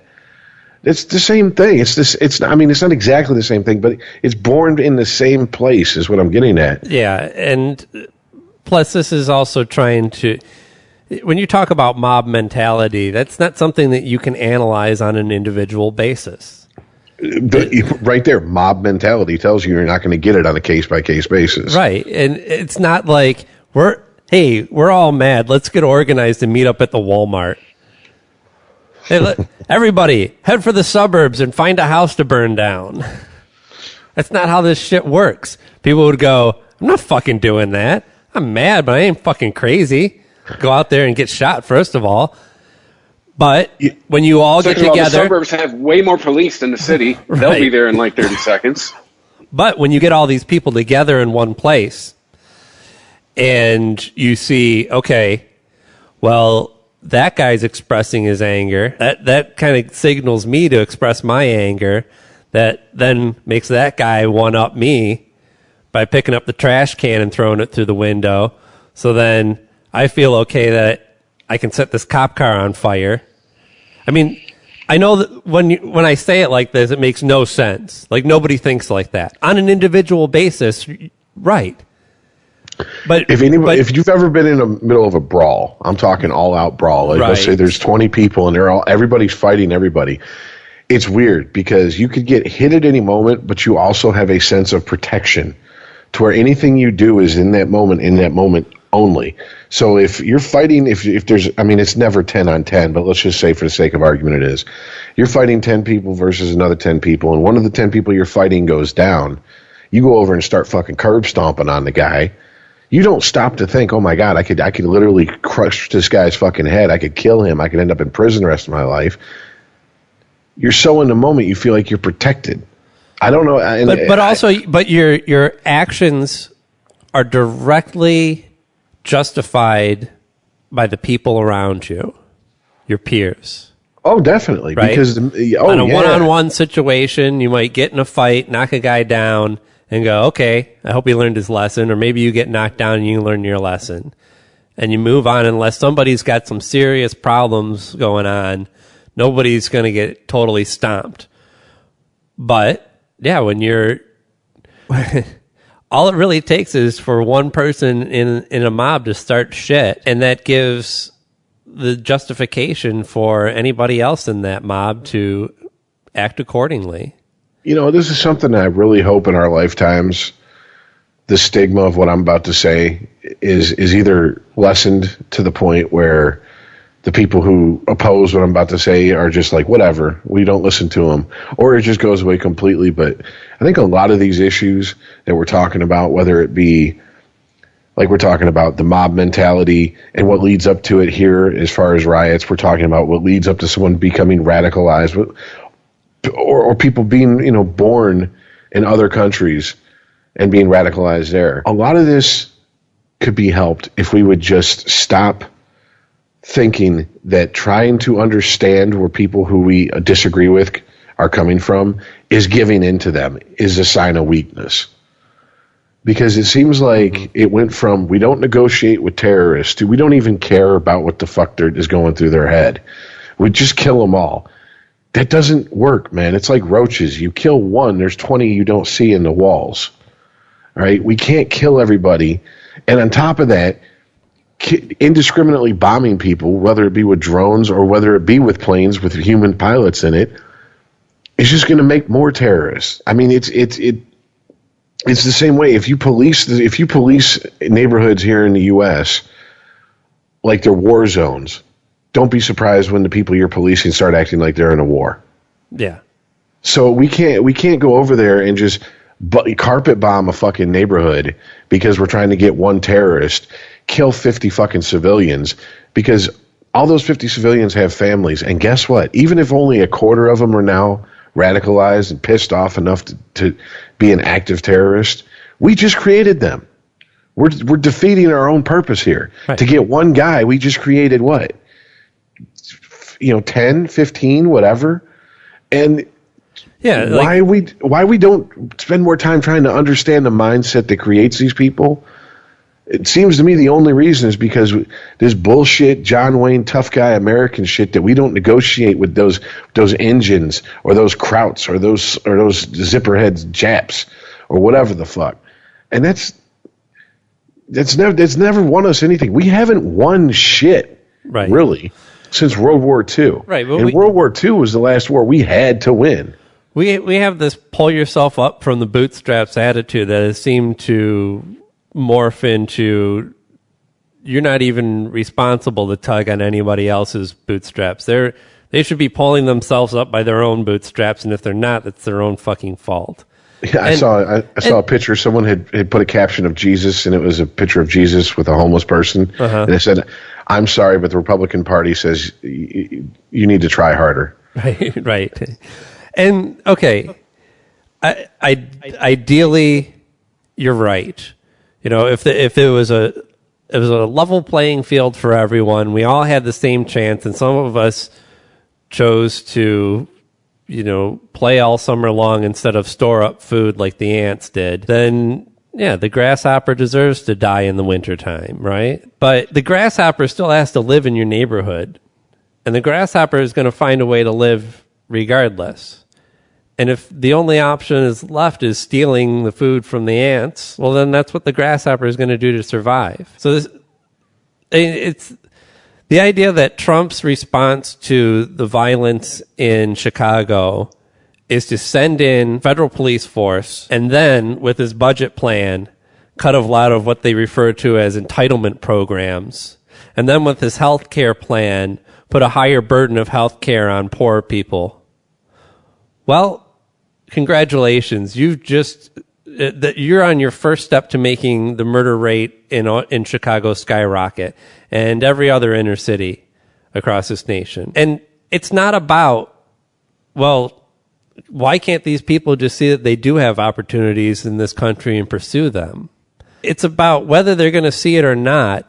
It is within your best interest and everybody else in this country's best interest that we at least make an attempt to invest in our people and to understand that, this might still be while the numbers for, what do you call it? For upward mobility in this country aren't as strong as they were in the past, but it's still one of the best damn places to come and have a good shot at being successful. But just because somebody, for whatever reason, is incapable of climbing that ladder, of taking advantage of what this country has to offer, maybe they're ignorant, maybe they're maybe there's other factors that are keeping them down. That doesn't mean that you leave them behind, because they're not going away, and they're not just going to sulk off and die peacefully with you never hearing about them again. They're going to continue living in squalor. They're going to raise generations of people living in squalor that are going to be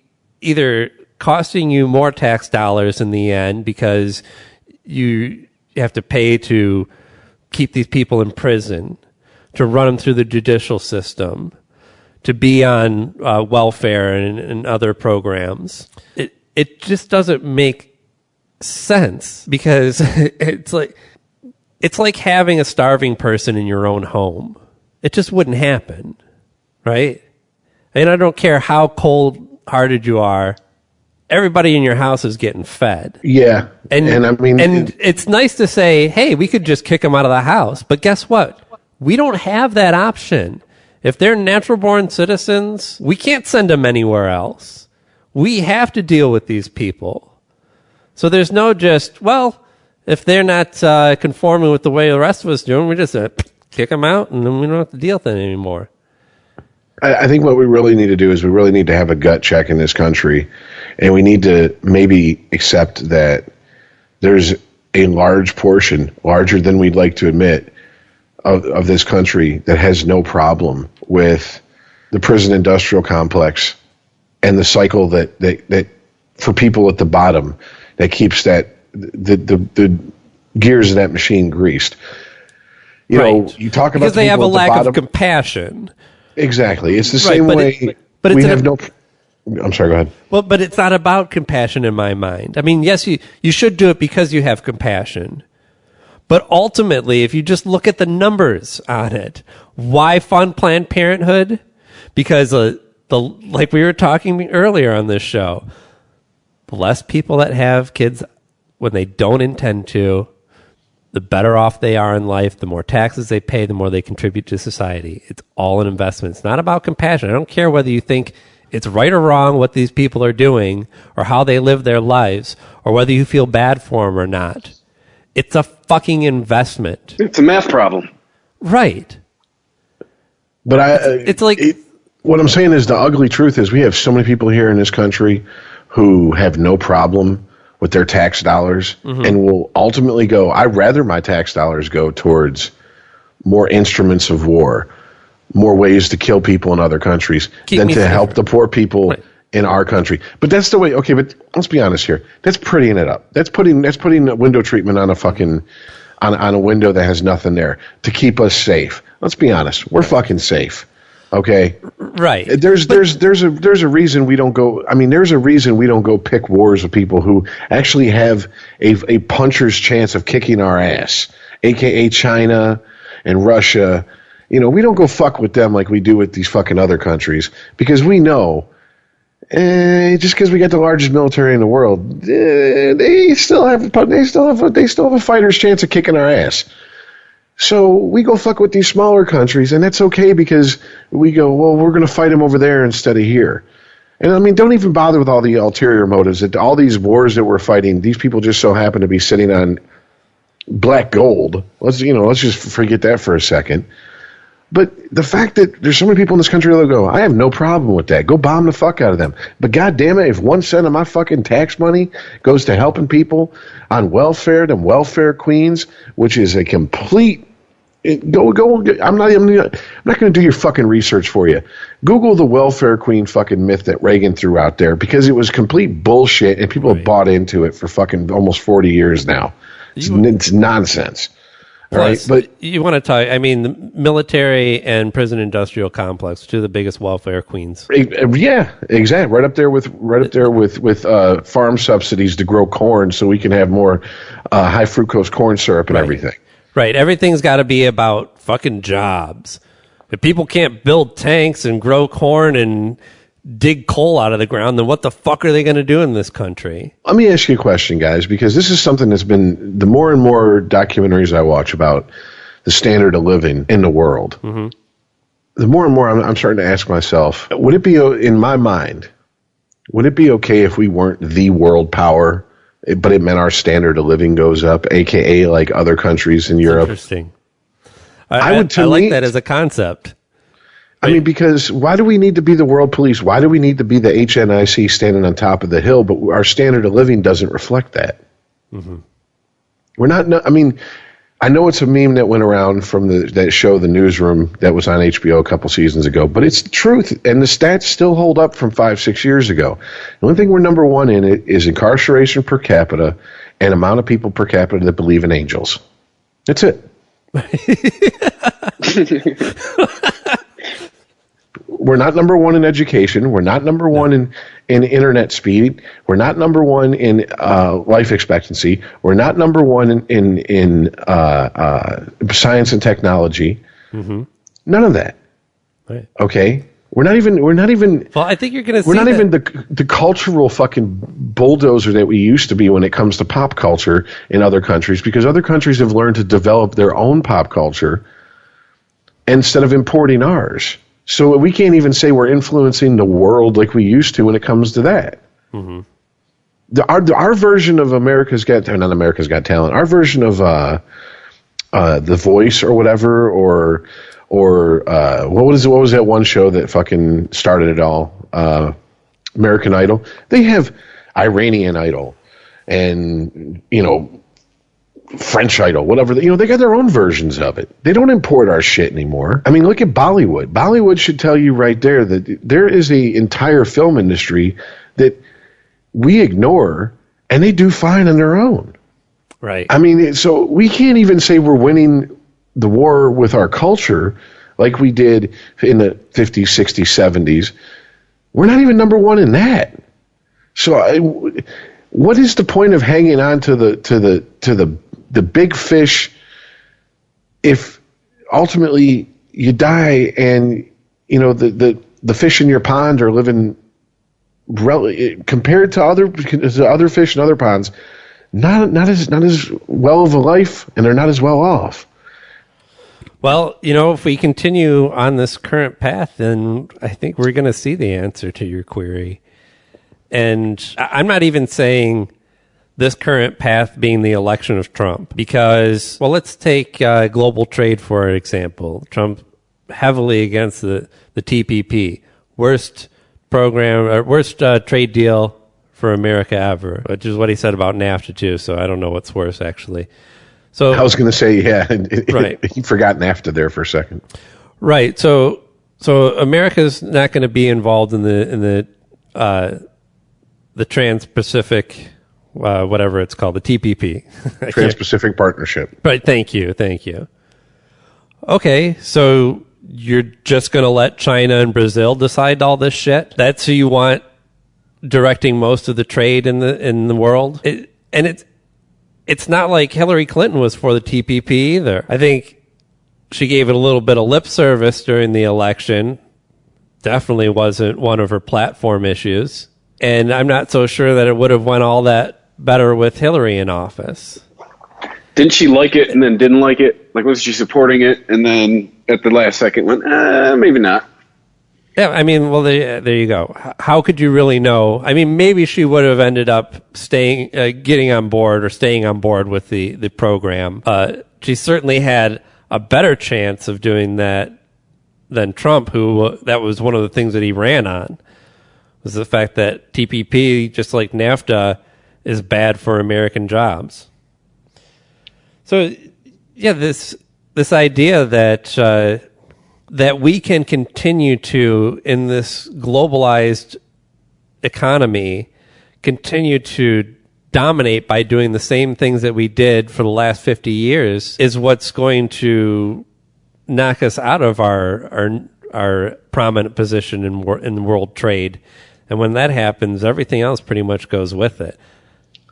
Well, it's also the fact that, okay, if you look at like the automakers, for example, if you look at Ford and GM. Yeah, but Trump was just here talking. And you really can't even say Chrysler, because Chrysler's, as far as I know, still owned by Daimler, which is a German company. But Chrysler likes to put on airs that they're still the American, or an American automaker. Daimler sold them off.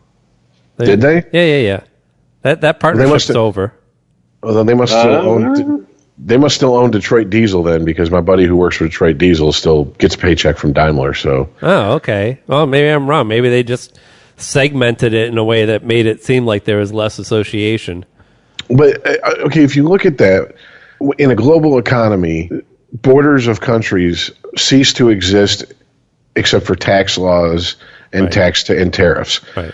And if Ford and GM thought that they could increase their profits and still stay as strong and still keep as strong as sales as they do in this country, because, you know, they sell that we're an American product to us, and move their headquarters to another country that has more favorable tax laws and more lenient laws as far as emissions and shit, they do it in a heartbeat. But that's the only reason they probably don't is because, and I mean, this is wild speculation on my part, is because they couldn't still pump that, you know, we're an American company. We're an American company. And if you look around the world, Ford and GM, they're not even the number one fucking auto company around the world. Right. It's like Fiat, isn't it? It's like something that people don't even drive here. Exactly. It's like nobody uses a Nokia, but they still sell billions of phones each year. Nobody uses one in the U.S., though. Exactly. People tend to forget, people in America especially tend to forget, as much as people go, oh, well, you know, we're not an isolated country. We really fucking are. Yeah. And, you know, what happens in our country, we tend to think happens all over the world, and it really doesn't. I mean, it's all of my friends who've traveled the world all come back and say the same thing. You don't realize how small-minded Americans are. And we're not talking about, like, as far as political stuff or, you know, progressive versus conservative. Right. We're talking about just as in how they see the world. Right. And a lot of it is because of our land mass. We're locked on both sides by oceans. We have Mexico to the south of us, which is we paint as people trying to get over here because they want to be us. And we have Canada, which is, in a lot of Americans' opinion, America light up north. Right. So we don't really have a diverse amount of culture surrounding us, as far as, you know, we can drive for 5 hours and end up in another country that's completely different from ours and speaks a completely different language, and they don't even speak our language. You know what I'm saying? And so people tend to forget that here. And as much as it irks me, because for until recently, until I started doing the research, I was like, you know what? Fuck all these fucking global trade, you know, partnerships and all this shit, because all it does is fuck us. Bottom line is, they're not going anywhere. The corporations want them. They're profit driven, and they're going to go where the money is. And if we don't play that game, eventually they're just going to go, look, we're going to give you one last chance to play this game. And if we tell them to fuck themselves, they're going to wash their hands of us, and they're going to move the fuck on. Right. Because when I worked retail, I used to say, fuck Amazon. This is bullshit. I'm a salesperson trying to make a living, and they got this app where people are coming in scanning barcodes and buying this shit online. Amazon's going to ruin the way that we shop in this country. Well, you know what? I buy shit through Amazon now, because what the fuck are you going to do? Mm-hmm. I mean, that is the future. And just as me buying shit and having it shipped to me on Amazon that I would normally go out and procure from like Best Buy or some other store, that's just like that's the decision that everybody has as to what car do I want to buy. Do I want to buy a Ford or do I want to buy a Honda? You know, you're going to have these options. And this idea that Trump is good for the auto industry, because he said yesterday when he was in Detroit that he was going to get rid of the what's the term for it? Basically, the fuel economy standards. Yeah, he's going to lower them. The emission standards. He's not going to lower them. That would actually. He's going to get rid of them, or at least raise them so that they don't have such a low standard. That doesn't sound right. That's what I'm saying. I thought he was lowering the standards so you could have more emissions output. I think we're talking a difference of definition here. Yeah, I think we're talking about the same thing. But yes. Now, the story that I heard on NPR today from, some woman who, that was basically her job, was she studied what do people want, she followed the auto industry and did studies in what consumers are asking for and when it comes to any automobile. And while certainly bigger trucks, SUVs are popular right now, and that's mostly due to gas prices being subsidized by the government and kept artificially low, it still mattered what the fuel economy was on the vehicle. She said that was the number one issue for consumers, the one that most everybody can agree on, is they're going to look at what's the fuel economy. That is going to be a big driving factor for their purchase. So how does that help Detroit sell more cars when they no longer have to have them compete on the same fuel economy standards that are being done by Toyota and Honda? Not because that China has a policy saying, well, you have to have this kind of fuel economy. They don't have limits on it. Honda and Toyota started doing that decades ago because they realized that gas prices were going to do nothing but continue to go up, and the sales of large cars in comparison would go down. And they got ahead of the big three and started making more fuel efficient vehicles, and that's how that's how Detroit started losing traction in their industry in the first place. And this is going to be good for the automakers, lifting this cap on fuel economy. No, I believe that it's going to make no difference, actually, that if they do start making cars that are consuming more fuel per gallon, they're just going to sell less of those cars. And even if they're able to make a bigger profit off of those cars because they don't have to put whatever technology they have to do to make them more efficient, which, all this design and extra parts and everything adds up and will be a more expensive vehicle to make. So when you take that cost out of it, over the course of millions of cars produced, that's a big number. But weigh that against how many cars sales you're going to lose to your competition overseas. Are you still making more of a profit at the end of the day? Who knows? I say probably not, because that's not what the consumers want. Yeah, they want a big car, but there's a reason why you don't see a lot of Hummers on the road. There's also I was listening to another podcast and they were talking about it, and I would say this podcast tends to lead toward the conservative side, so I was actually shocked that they said this. They were talking about how as the prices for fuel fluctuate, Americans, when fuel got to the point where it was just ridiculously high, the demand for more fuel efficient cars, you start hearing that from Americans. Right. And then when it came back down, they went right back to their, SUVs and big ass pickup trucks were selling. And it's very, I'm not going to say very conservative, but conservative leaning podcast said that's the short-sightedness of Americans. That's them looking 5 feet in front of them instead of 50 yards in front of them. Yeah. They're not thinking about, 20 years ago, a gallon of gas was $1 and some change. 10 years ago, it was $3, $4, whatever. And then now it's like $2.25. Do they not think it's going to go back up eventually? Right, but it makes me laugh because this is from the people who brought us war for oil. Yeah, I know. Talk about short-sightedness. There's a finite supply of this shit, and let's look at other options that are cheaper. Well, and you said it right. The Japanese automakers, they saw in the 70s with the fuel crisis, the writing on the wall.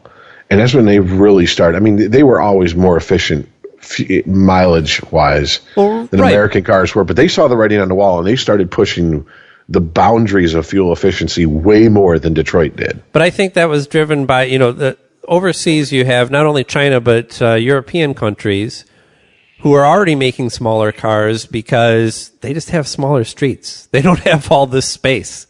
On top of that, They don't have wide, luxurious lanes.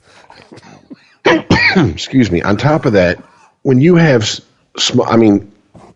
unless you've ever been to Europe and you really paid attention in geography, a lot of people don't understand how fucking tiny these countries in Europe are. Where you can start at 8 a.m. and by the time you call it a night at 10 o'clock at night, drove through 3 countries. Because we're just it's such a foreign idea to us. Right. You know, we have California and Texas where you could start at 8 a.m. and still not be out of the state by the time 10 o'clock at night rolls around. But when you have that, and then these countries are so small, but they also have such good public transportation, you're competing with that. Right. And so owning a car doesn't become a necessity, it becomes a luxury because now you have to have insurance and now you have to have a place to park it and now you got to put gas in it. And man, it's just easier to take the fucking L or take the subway or take the bus or the train, whatever. We don't have that. And I mean, it's not by accident that in Detroit, the Motor City, public transportation is probably the worst in any densely populated part of this country. Yeah. That's not by accident. That's because how the fuck could we justify ourselves being the cradle of the quote unquote big 3 if we had public transportation to the point where cars were optional? Yeah. I mean, it's just it's short-sightedness on our part. Yeah, and I got to tell you, I fucking hate driving.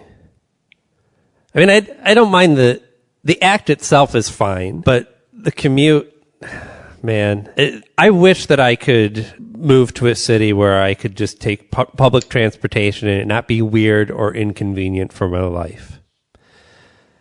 And I've already said that I'm There's a very good public transportation system. Goes out to the suburbs. That's what I'm talking about. Goes everywhere.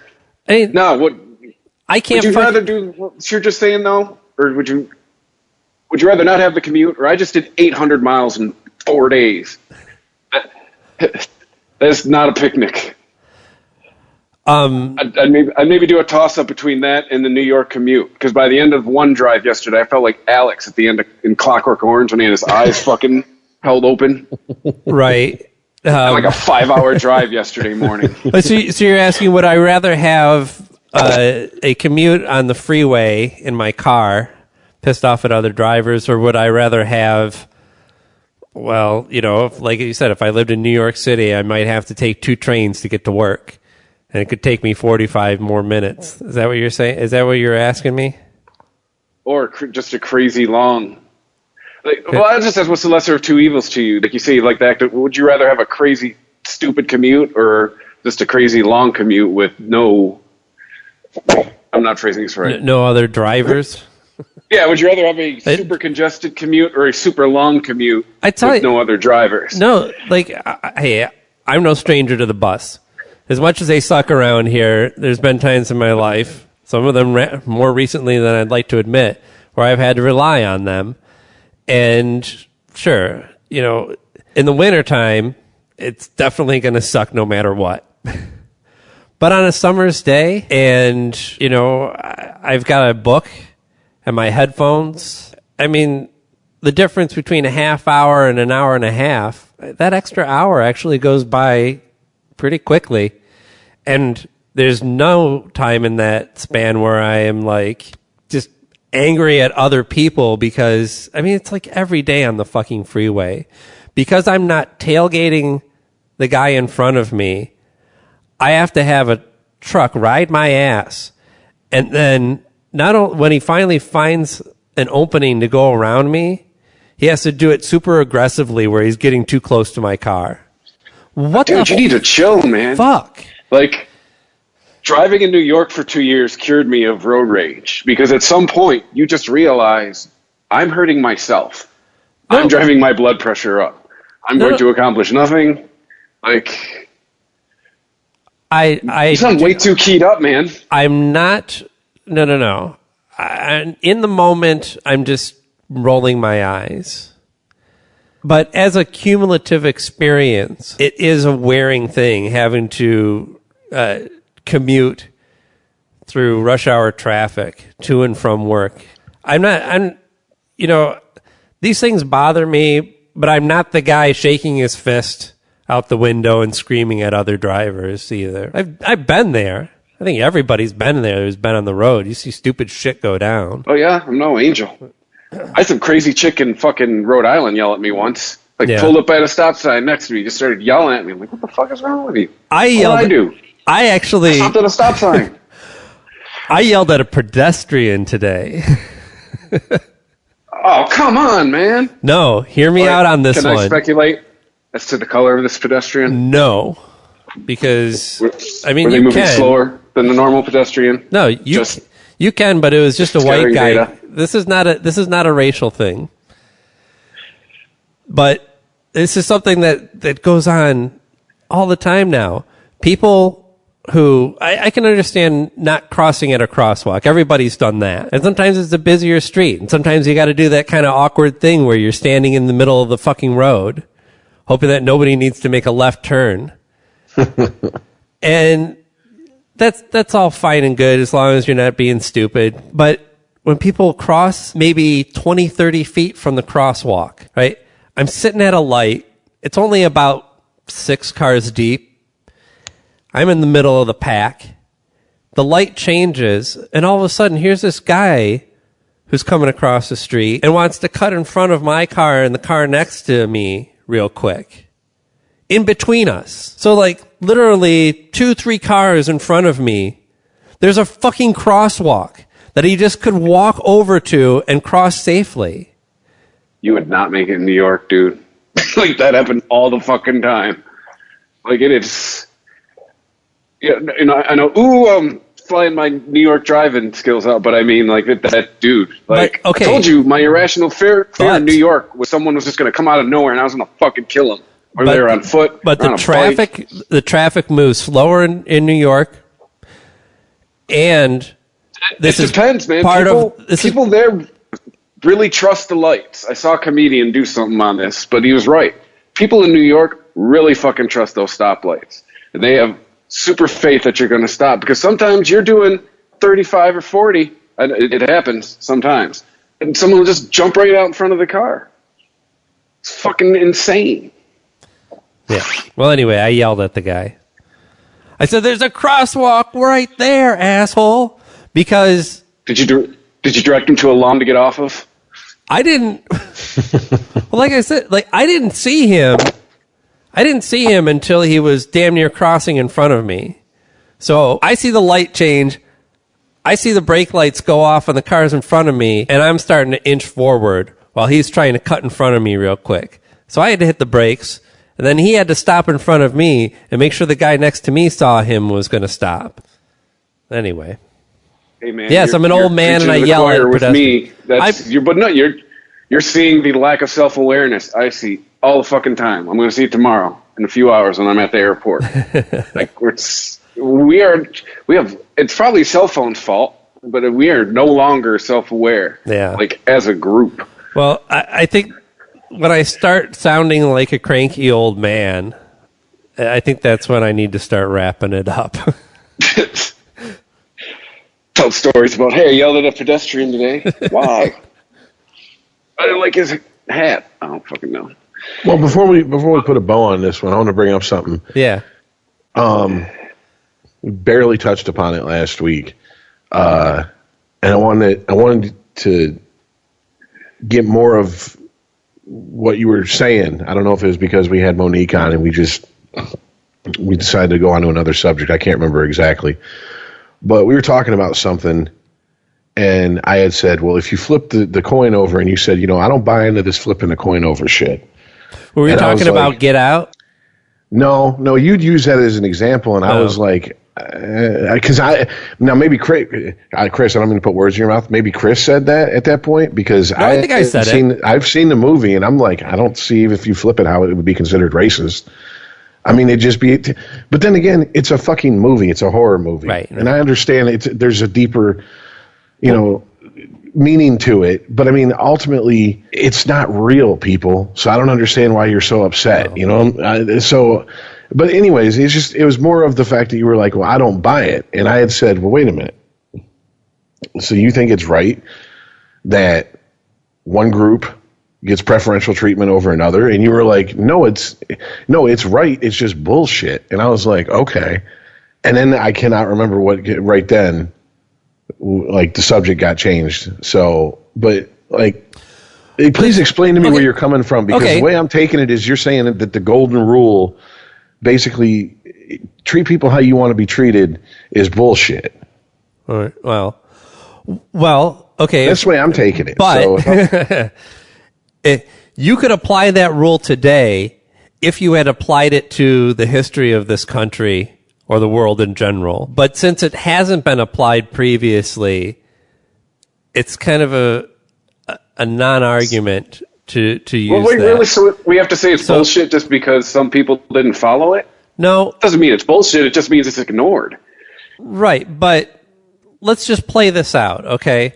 So Get Out is a movie that some people could look at and say that paints white people in a really negative way. That's a racist movie. This is a movie that is racist against white people.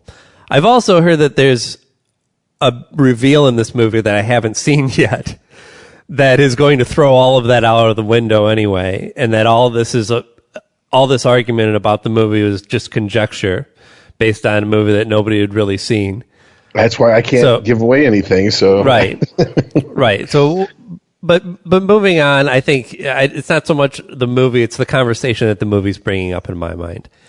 So, and part of the argument is, okay, to prove that it's racist, all I have to do is switch the races of all the characters from white to black, and if I made that movie, you would say that I was a racist. Okay. So I think the difference here is that the person who would be offended by the version of this movie as it is and think that it was part of this, white people have no reason to exist. This is a phrase that I've actually been seeing thrown around Twitter. And you've been hanging out on Black Twitter a lot, huh? No, the opposite. Oh, okay. Yeah. Oh, I thought you said that you were seeing people say white people have no reason to exist. Yes, no, there's a lot. I've actually followed a couple people that I saw respond to. Oh fuck, what's his name? What's was it the senator recently that was in the news? The one who said that you can't run this nation on other people's babies or something ridiculous like that. Yeah, I can't remember who it was, but I just read that quote. Right. And so just out of curiosity, like, where the fuck are these people coming from? I started following a couple and seeing the ridiculous shit that they're tweeting about in support of this statement, saying that, white people all of a sudden aren't allowed to have culture. They're not allowed to exist in this country. That our way of life is always going to be subverted to the foreigners. And that, we should have more white babies because we need to keep white culture going in this country. And these are real people who believe the shit that comes out of their mouths. But why do most people think that they're ridiculous? Because show your damages, right?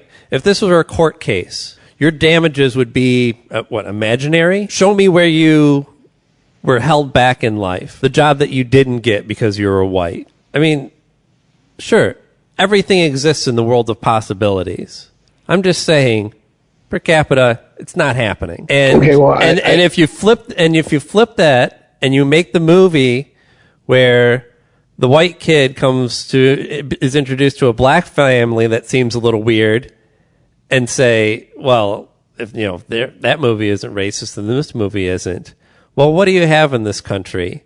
You have a lot of people probably pissed off, but still nodding, right? You have white people going, well, yep, see, there you go. This movie just illustrates how fucked up black people are. And you have black people going, well, there you go.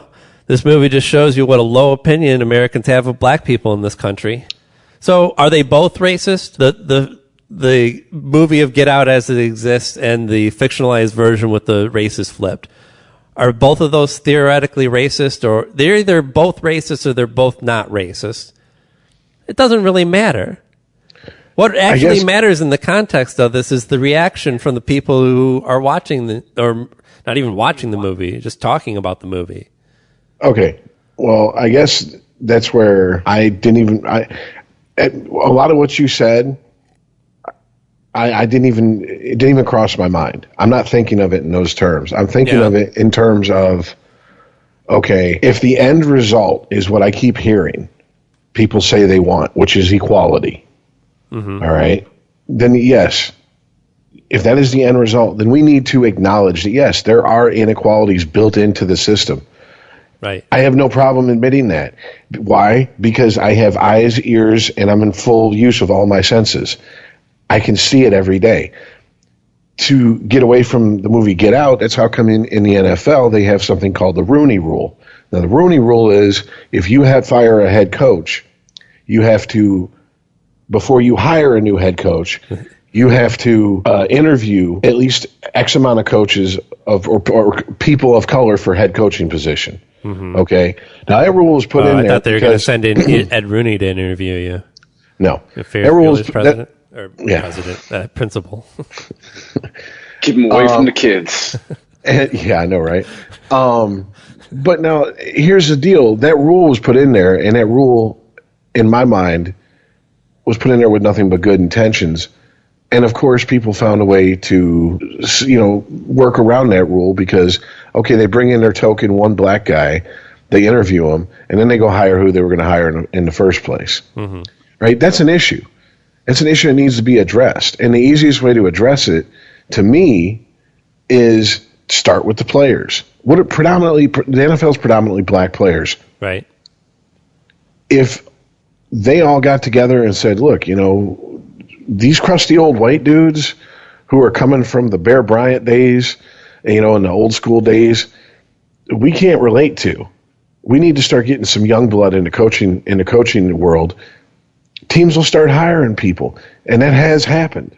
I mean, I'm not going to get into details because it'll bore the shit out of you, Aaron, and probably some of our listeners. But there are very successful teams who have younger black coaches, of, I guess, we're lumping everybody together who's not white as people of color at this point. So, the rule itself had good intentions, but it ultimately took people standing up and going, oh, this is bullshit, and you're not getting results because you're trying to force a 1950s peg into a 2015 hole. It's just not going to work. Right, okay. So when I hear people say the ultimate goal is equality, if the ultimate goal is equality, then yes, we need to take measures to correct and make sure the playing field is as level as possible for everyone. But that doesn't mean that no matter what you do, you end up with the same result. That's not equality. Okay, I understand, and I get arguments from white people, fellow white people, on this all the time. And I just look at them and say, okay, when I say by being born white, I was born at least standing on first. You know what I'm saying? And then I'd even argue I'm sitting on second base, and I was born poor white trash. Now, when other white people go, well, that's bullshit, man. That's bullshit. I go, really? Would you rather have been born where you were? Would you rather be born to a fucking mother in Detroit and be a black kid? Which one would you rather? Where would you rather start out? Let's put it that way. And be honest with me. Because they'll go, well, I would trade places with someone like Chris Rock. No, you don't get to fucking choose the millionaire black guy to trade places with. Yeah. Okay. I'll switch with Oprah. Wrong. Yeah, no, so would most white people. Right. Or exactly. Or this belief that, their personality is so tied to them that they can't even acknowledge the nurture side of it. And they would believe, well, regardless, if I was black and grew up in the inner city with a single mother, I'd still be where I was today. Nothing could hold me back. Well, sure, you let's say and we would assume that, this fictionalized other race version of this person would have all the same capabilities, the same level of intelligence and everything else. I'm not saying that it's impossible, but you have to acknowledge that, I guess. Here's what. Give me a second, because this is what I'm going to say this. Yeah. People don't realize, who are older than us, and a lot of people our age, or people who were born to a little bit more affluent families than maybe we were. They don't realize, starting off as working poor, the hurdles you have to jump, no matter if you're white or black. It's just the hurdles are higher for black people, I would say, in 95% of the cases. Mm-hmm. Case in point, try to get a job in white collar field without knowing somebody, walking in just based on your fucking your skills. Yeah. And when they start checking your credit, would I be working this job that I'm doing right now if I was black? I don't know. But when they start checking your credit score, and your credit score is shit because your mother started a bunch of fucking lines of credit in your name to keep the lights and the gas on when you were a fucking infant, and you didn't know nothing about credit when you graduated high school. Nobody even had that conversation with you. It was ridiculous. Exactly. So now you can't get a fucking job that pays a living wage. So now you have to try to hook up with a company, work your way up the old school way, which really doesn't happen as often as it happens, but it doesn't happen as often as it used to. All right. And that's just one example of many I could give, but I won't because we don't have the time. Okay. That's what I'm saying. Yeah. So what I want is, look, I have no problem admitting we're not equal when it comes to that shit. I have no problem. What I have a problem with is people going, well, because you're white, or because you're male, or because you're straight, your opinion doesn't matter on this subject. Well, okay, wait a minute. So if I can't speak to the black experience or the gay experience because I'm not black or gay, I accept that. But you need to shut up and stop speaking about what it's like to be a straight white male, because everybody has an opinion about what it's like. $50K a year. Right. Automatically deposited into our bank account. Stop acting like you know what it's like to be me. If I'm going to give you that consideration, I want to flip the coin and get the same consideration back. And if you have a problem with that, then you're the problem. That's what I'm getting at when I say flip it around. Mm-hmm. That's I'm not talking about movies or entertainment, I understand that's very important. But when I say flip it around, you can't sit there and tell me that I can't talk on certain subjects because I don't know what I'm talking about, and then have people who have no idea what it's like to be me tell me what it's like to be me. No, and I assure you that isn't what I meant by that. Okay. I think I was just caught up in, the previous conversation about Get Out in general. I mean, because all three of us, I think, will admit willingly, we don't know what it's like to be black. We don't know what it's like to be gay. We don't know what it's like to be a woman. Obviously. I mean, unless we're delusional, we're going to admit that. And I would never presume to speak for those communities and say, well, this is how they all feel. Now, I can say, from what I've observed, this is how the majority from what I observed, the majority of gay males tend to go dancing, or something like that. You know what I'm saying? And that's really a harmless stereotype. Right. But you go to a gay club, there's a lot of gay guys dancing. What the fuck do you expect? Go to a straight club. Even guys that are trying to pick up pussy ain't out there dancing. You know what I'm saying? I mean, and I'm sure there's gay guys who hate dancing. I just haven't met a lot of them.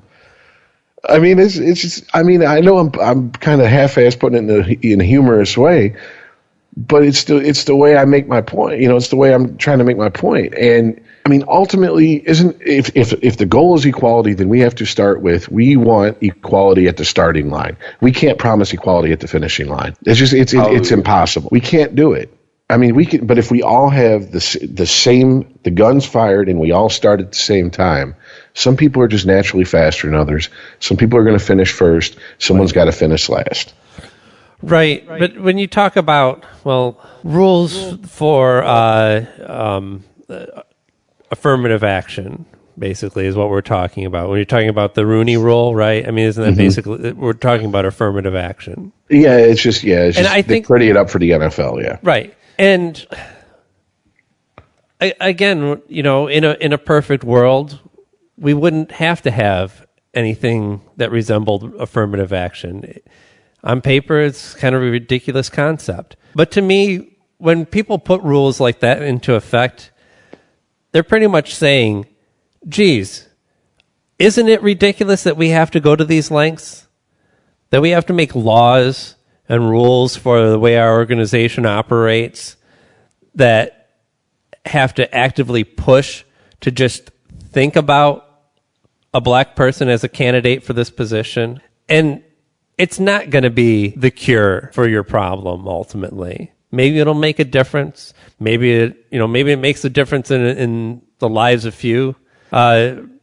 Maybe other people. Maybe the people making the decisions. Maybe the people making the decisions decide to find ways to circumvent anyway and find reasons not to hire the people that they don't want to. So maybe it makes no difference in that in that regard. Chris, I would agree with you as far as tokenism if it was a case of, like, okay, when people go affirmative action, how can you defend it? All right, well, this is what I say to that. How can I defend it? All right, first of all, okay, like let's take sports out of it. Look at the Oscars 2 years ago when there was a bunch of protests and it was hashtag Oscars so white. Black people are underrepresented. Okay, yes. Something that was said by someone in a sarcastic way is pretty much, if we're going to be equal and we're going to be fair, the only way to approach this. They were like, so what? So if there's 10 films nominated, one film's black, and 15% of the population or 20% of the population is black, then shouldn't there be 2 films? And if 10% of the population is Asian, so we got to have an Asian film in there. And then if, et cetera, down the line. And it's like, okay, well, if you want to go that route, then yeah, I guess. I mean, shouldn't at least when you look at government, when you look at politicians, the people representing people, I mean, shouldn't they reflect the people they represent in some aspect? I mean, it's kind of like the argument when people say, well, I don't care if cops don't live in Detroit. I don't care if they live in the suburbs and go work in Detroit. But then there's a disconnect between the police trying to do their job and the people that live there, and they see them as separate. Ideally, you want police who come from those neighborhoods, who know those neighborhoods, who know how they work, who don't have to be given a class on urban culture before they go out and when they fucking do a shift. I mean, that's just common sense, isn't it? I mean, and technically, wouldn't that fall under, like, some form of affirmative action? Well, if Detroit's predominantly black, we predominantly want black police officers. I mean, isn't that a complaint all the time you hear from people who talk about police brutality? Is that you have too many white officers working in predominantly black neighborhoods who don't understand black culture? Yeah. And so that leads to misunderstandings, which leads to people getting killed. Well, I mean, that's what I point out to them. And to me, people go, well, how could you do that? How could you say that that's taking jobs away from white people? You're telling me there's not a fucking bunch of areas that'll hire someone who's a cop because they're white? Really? I mean, ultimately, the problem is that you can't find enough black people who want to be police officers in Detroit. And I would say even deeper than that, there's a lot of people who just don't want to be police officers in Detroit, no matter what their color.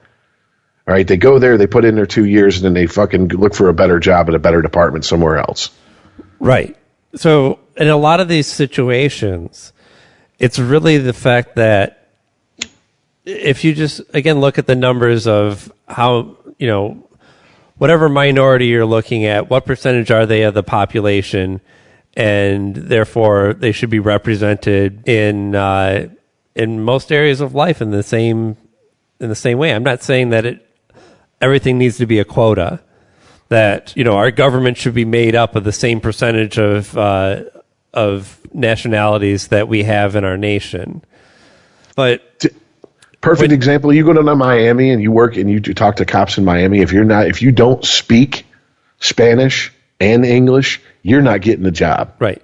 So when you find these situations where there are these disparities, where you say, well, if black men or black people make up X amount of the population, why aren't we seeing the same roughly amount graduating from college and becoming a teacher or an engineer or something like that? Well, the answer is that's a different conversation.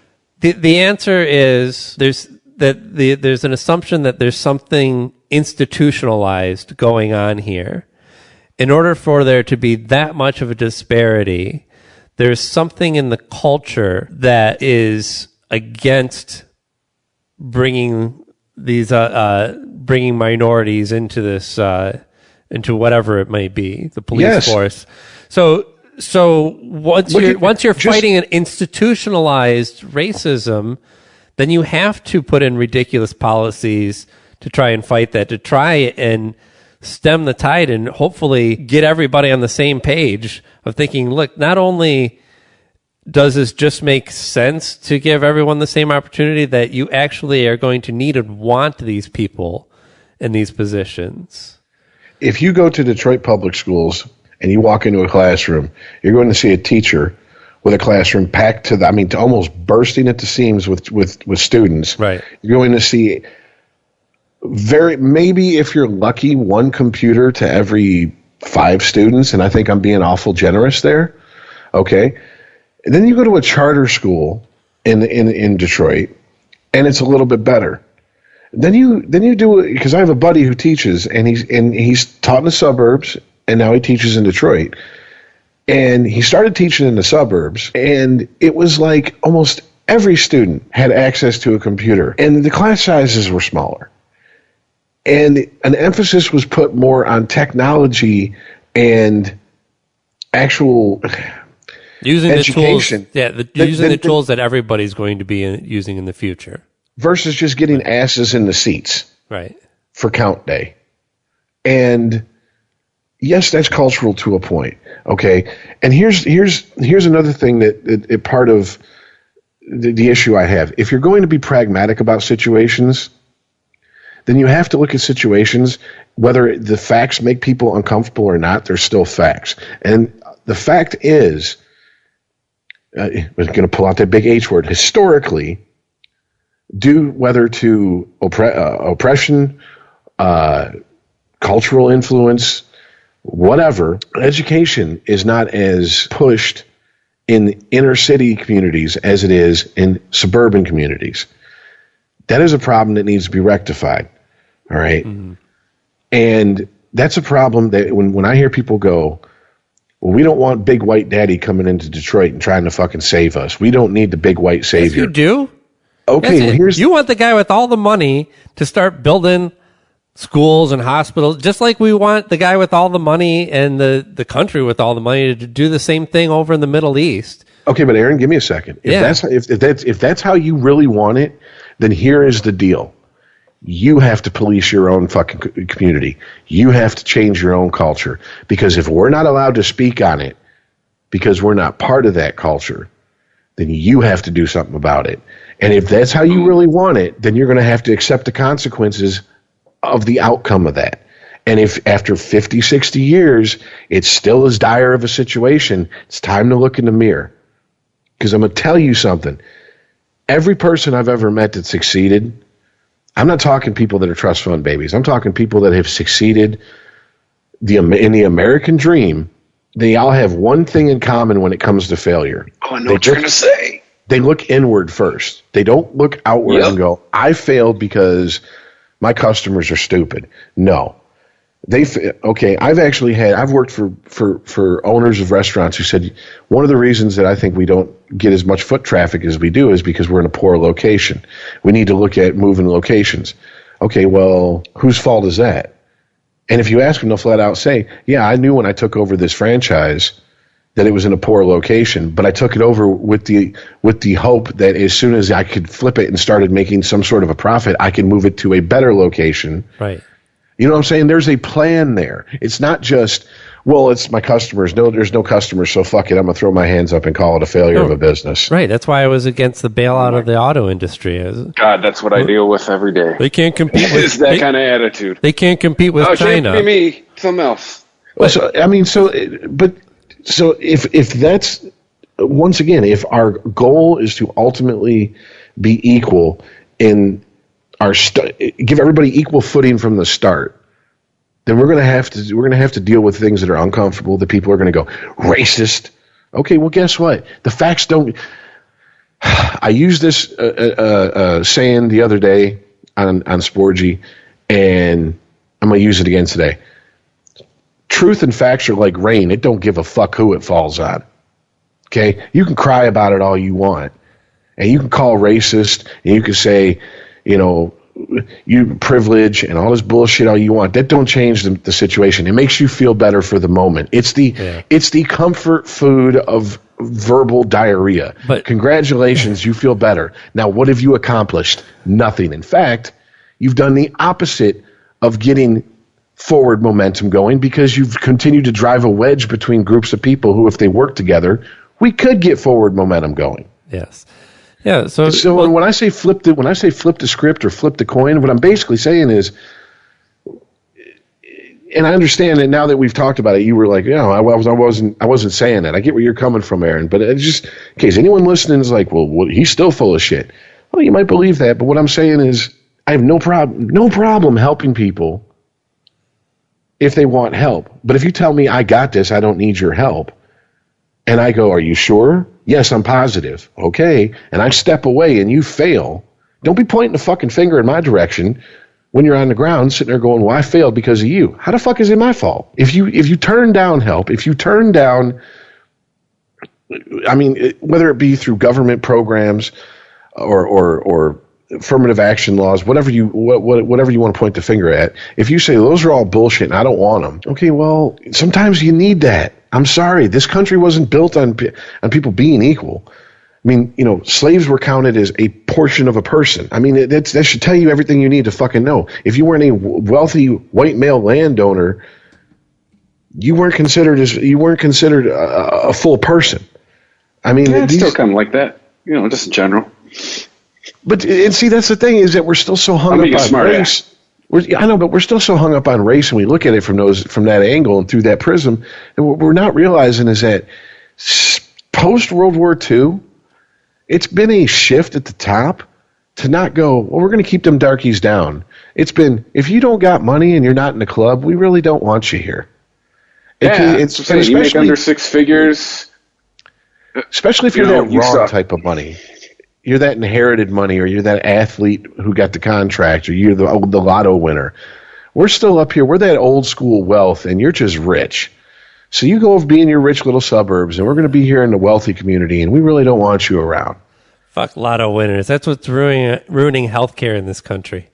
the lotto winners. When John Oliver pointed that out, I was like, you know what? It took him to point out how asinine it is. What are your odds of hitting the lottery? Is it like 1 in 50 million, 500 million? I don't know. The fact that there's like 7 pages of it, too. Exactly. So there's people who have less of a chance of being struck by lightning in the same spot twice.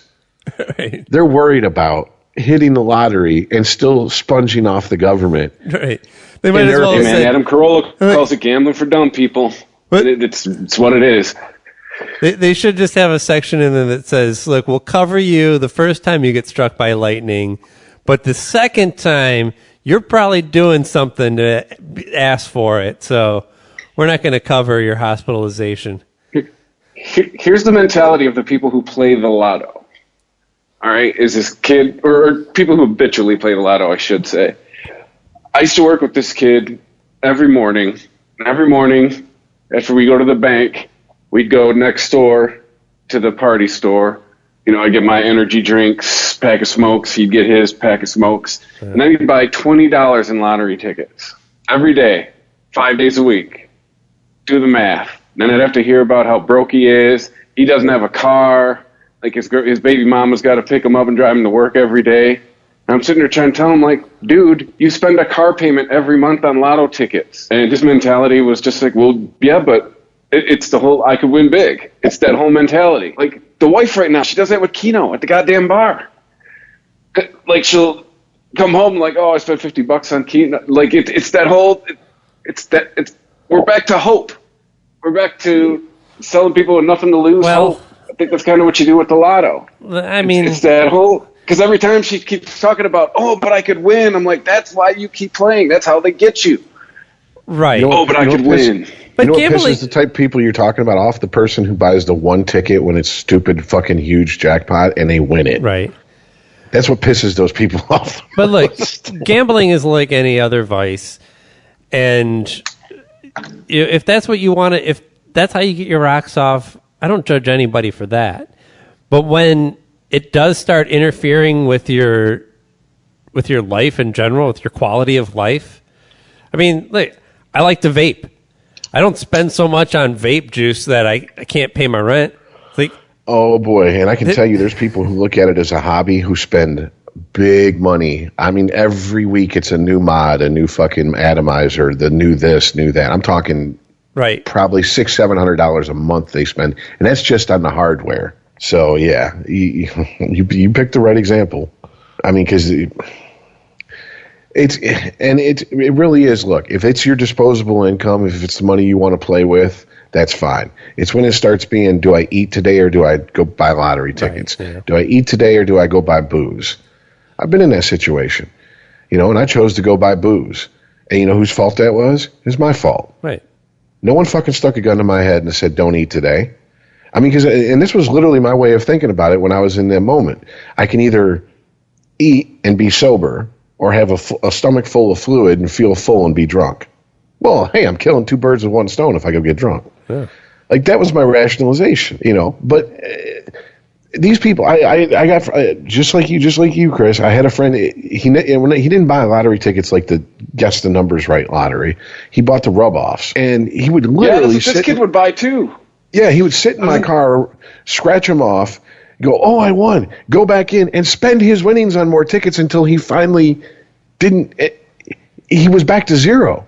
And I'm like, dude, you were ahead in the game. At one point, I watched you had $50 in your pocket, you spent $10 to get. You had a $40 gain. Go in there, cash it in, and call it a day. No, he kept going in there and buying $40 more lottery tickets until finally he had nothing to show for it. Yeah. And I'm like, dude, that's an issue, dude. Because if that was video games, if that was sex, if that was booze or drugs, people would be having interventions for them. I definitely don't have that trigger for gambling. No, I don't either. In hardly any respect. Even like when I watch movies where people are gambling and the stakes are getting really high, I'm like, stop! What are you doing? No. I like to gamble, but I don't have the I'm that crazy fucking measured gambler. Like, I know if you win back more than 25% of what you put in, leave. Doesn't matter if you just sat down. Right. But you score over 25%, But that's like saying to some people, like, "Hey, in there, though, that goes away." When you have 3 or 4 beers, you're drunk. Stop. Yeah, it doesn't work with everyone. But when I'm high and I'm gambling, I make money. When I'm drunk and I'm gambling, oh God, do I lose money? But see, right there, you said it yourself, Aaron. You're talking about someone who you don't have that trigger. I'm glad that I never got into gambling like I got into drinking. Right. I never got into anything I got into drinking. I guess you could say I've held on to relationships like I was addicted to them, maybe. But I think everybody's done that, especially when you're young, because you think this has got to be forever. Right. Now I realize everything's pretty much temporary. But but I can understand it. I'm just going for streaks. I'm sorry, what'd you say? I said I'm just going for streaks. Yeah, I'm on a win. But when I see people who are like, man, I got to get this ticket, I got to get this lottery ticket, whatever. I still make the judgment call in my head, like, dumbass, you're throwing money away. But at the same time, I have empathy for them because I know where they're coming from with that compulsion to do that, and it really is.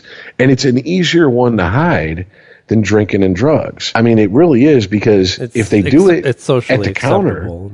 Yeah, it's socially acceptable. You don't come into work hungover. You don't come into work with a bloody nose because you were on a coke bender all night. You can hide it a lot easier. It's only when, the wife goes to get in the car and it's being repoed that you go, oh, yeah, I forgot to tell you. And we've taken out a third mortgage on the house. Right. Then it becomes an issue.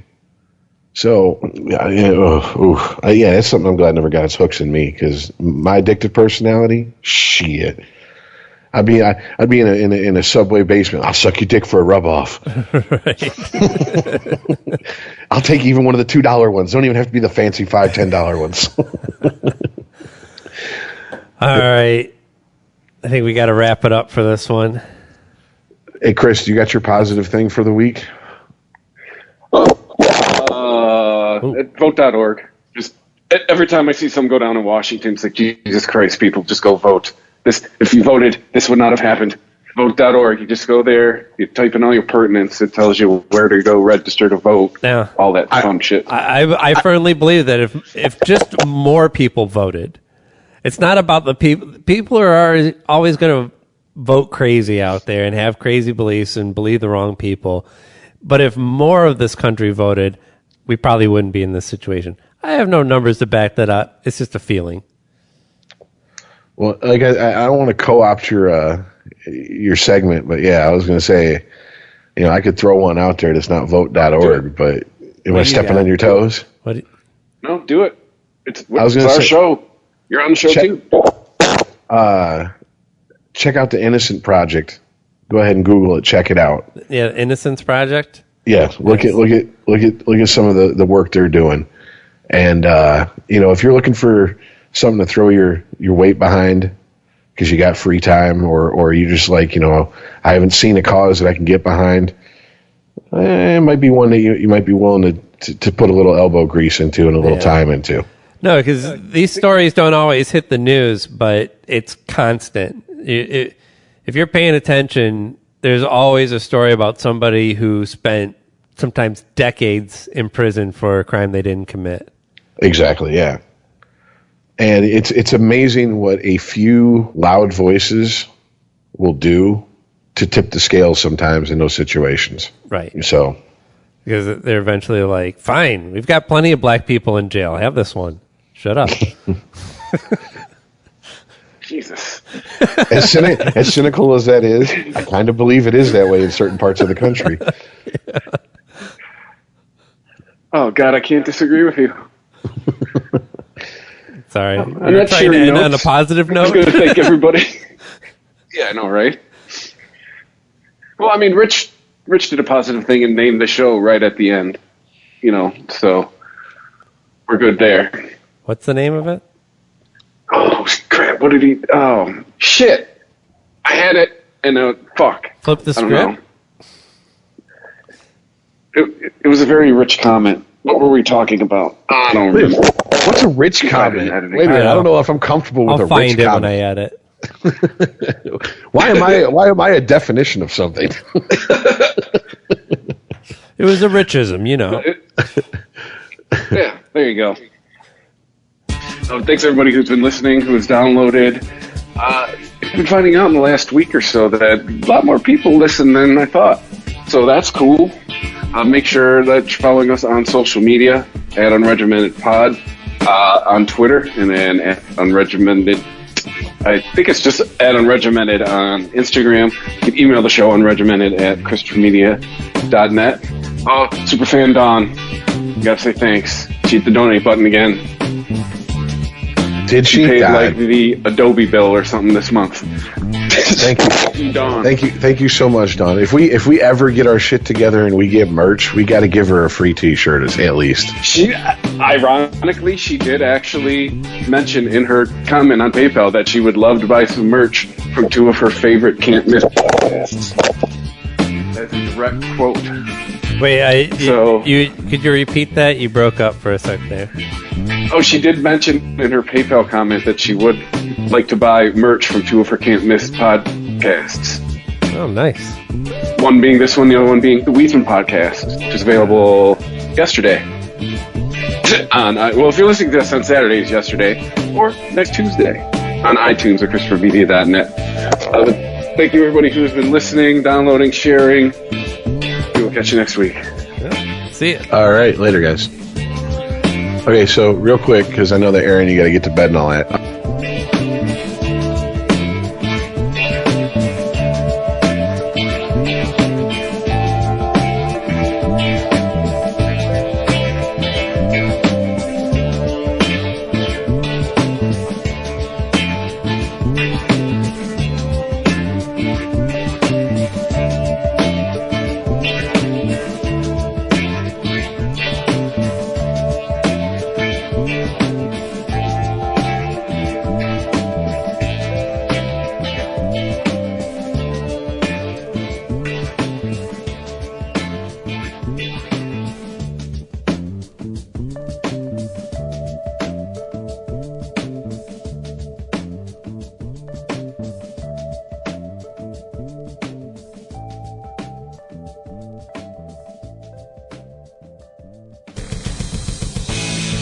If you like this show, please tell a friend.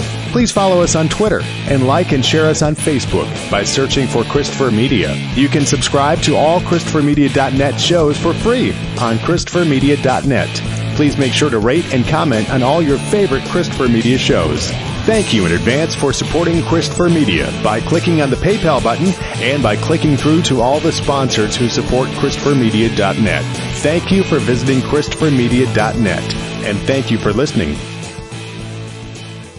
Thank you for visiting ChristopherMedia.net. You heard you could save big when you bundle home and auto with Progressive, so you went online to check it out. But then you saw a link for a survey about which type of bread you are. And now you're on question 17, barely scratching the surface of your bread identity. You always thought of yourself as a brioche, but are you actually more of a pumpernickel? Ah, yes. They said it was easy to save money bundling with Progressive, but they forgot about the rest of the internet. Progressive Casualty Insurance Company affiliates and other insurers. Bundle discount not available in all states or situations.